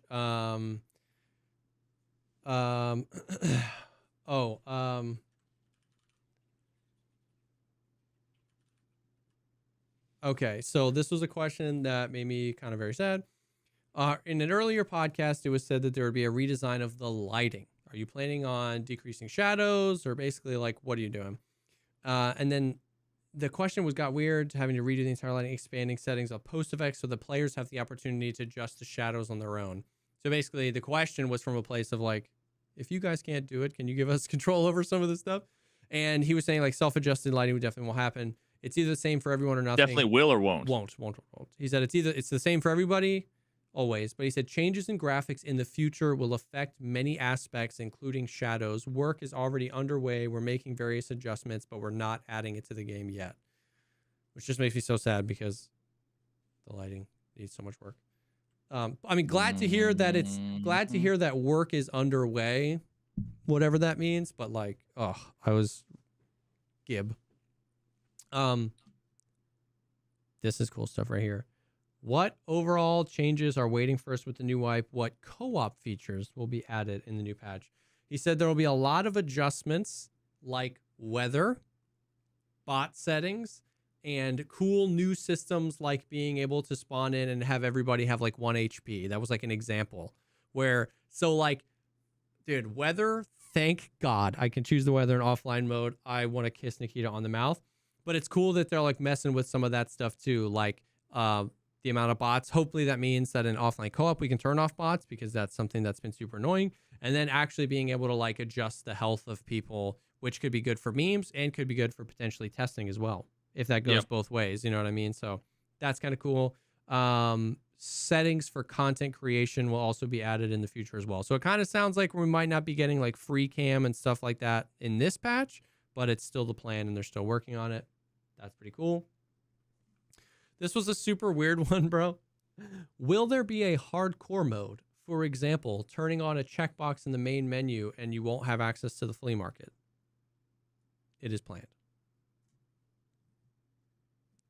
That, like, it's not even, it's barely worth talking about, because like, what the hell does that mean?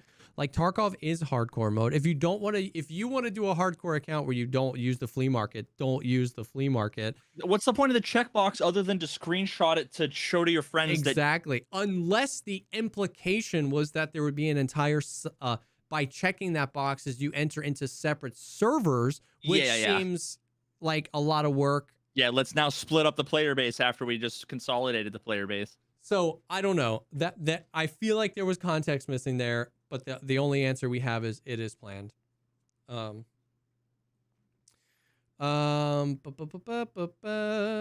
was an interesting one. Will there be items such as gold cards or tools for breaking into rooms being added to the game? And he said a master key for the labs was planned. He said actually the black key card was originally planned as a master key, and it was supposed to be the most expensive key, but it turned out a little differently.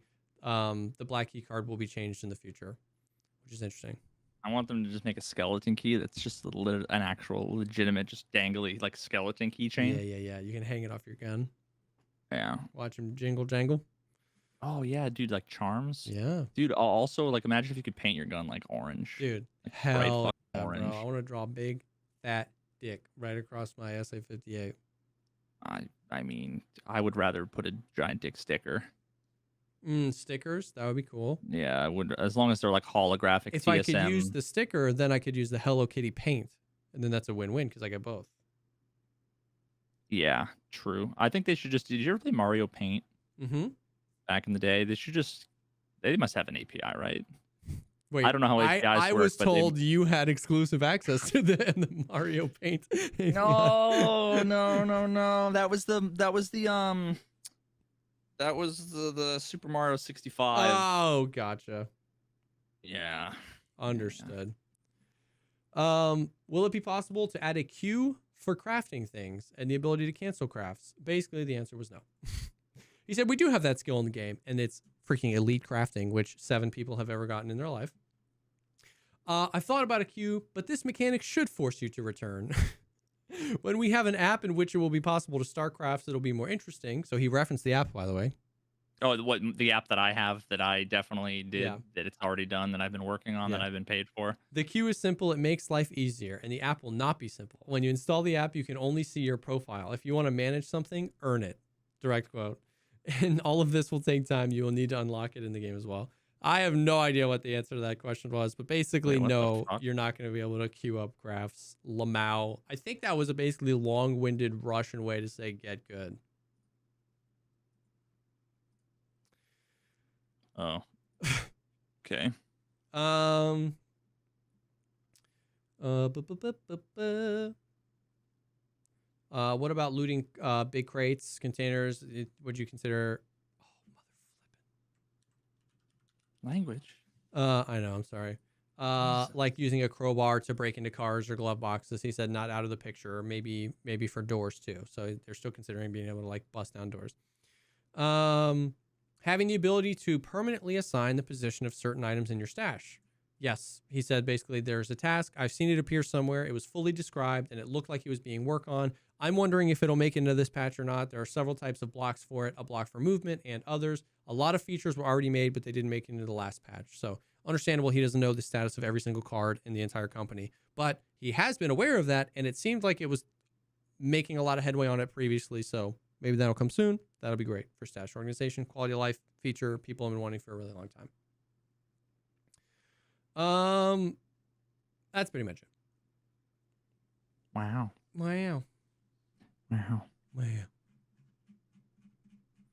So yeah, little Q&A. There's a bunch of questions that I didn't read through.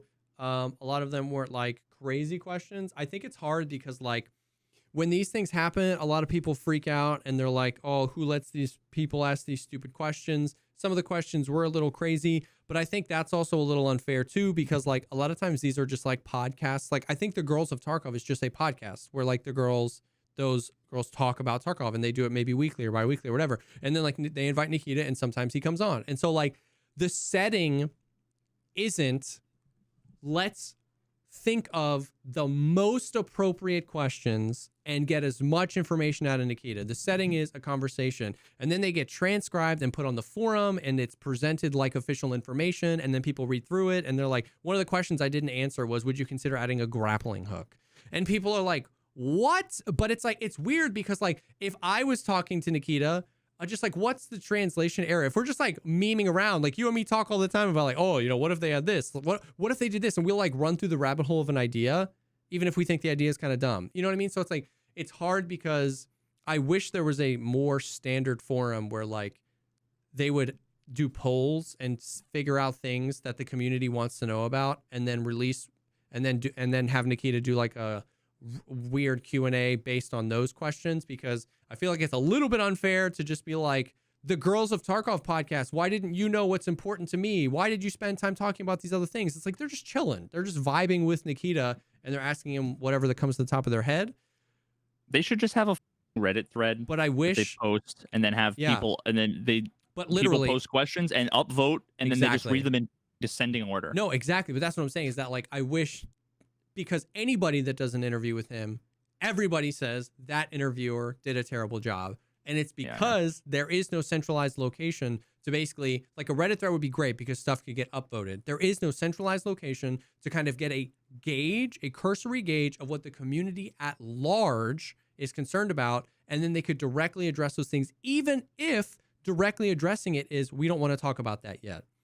At least that would satisfy that the community knows somebody asked the question to Nikita, and then we can be mad he doesn't want to answer the question. But the frustration and the anger often gets pointed towards the people asking the question. And I don't think that's entirely fair, even if I think some of the questions are dumb.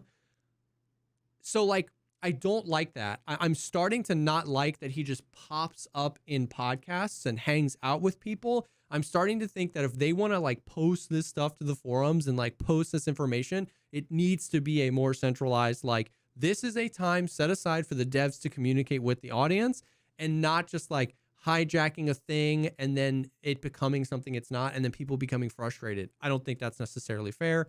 But I doubt that's going to happen. You know what I mean? I don't know. Yeah. But that's pretty much it. That's That's the Tarkov stuff. So we'll see.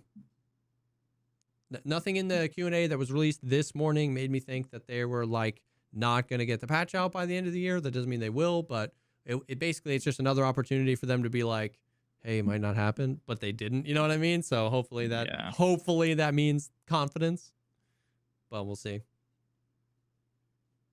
Well, all right, we'll see. We'll see. I think I'm probably going to save story time for next time. Okay. I got to think of some story times. I know I've got some deep in the recess. I just got to think of them.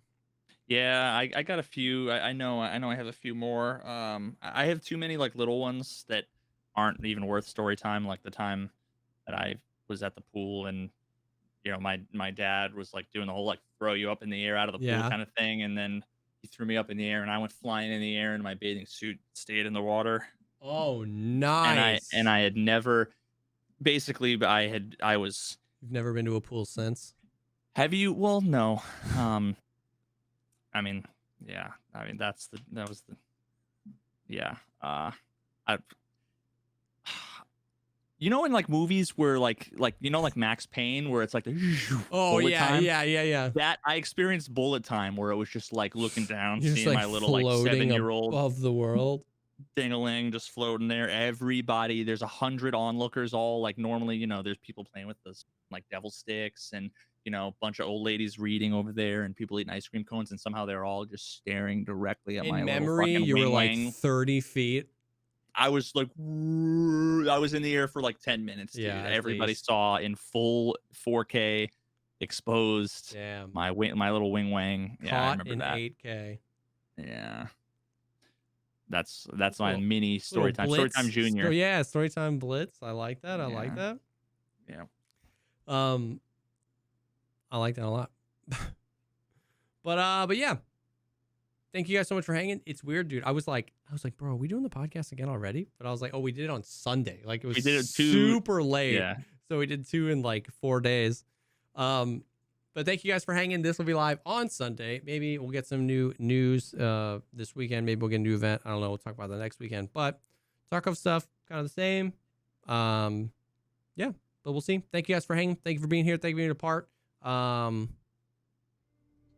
I will definitely see y'all on the next one. Peace.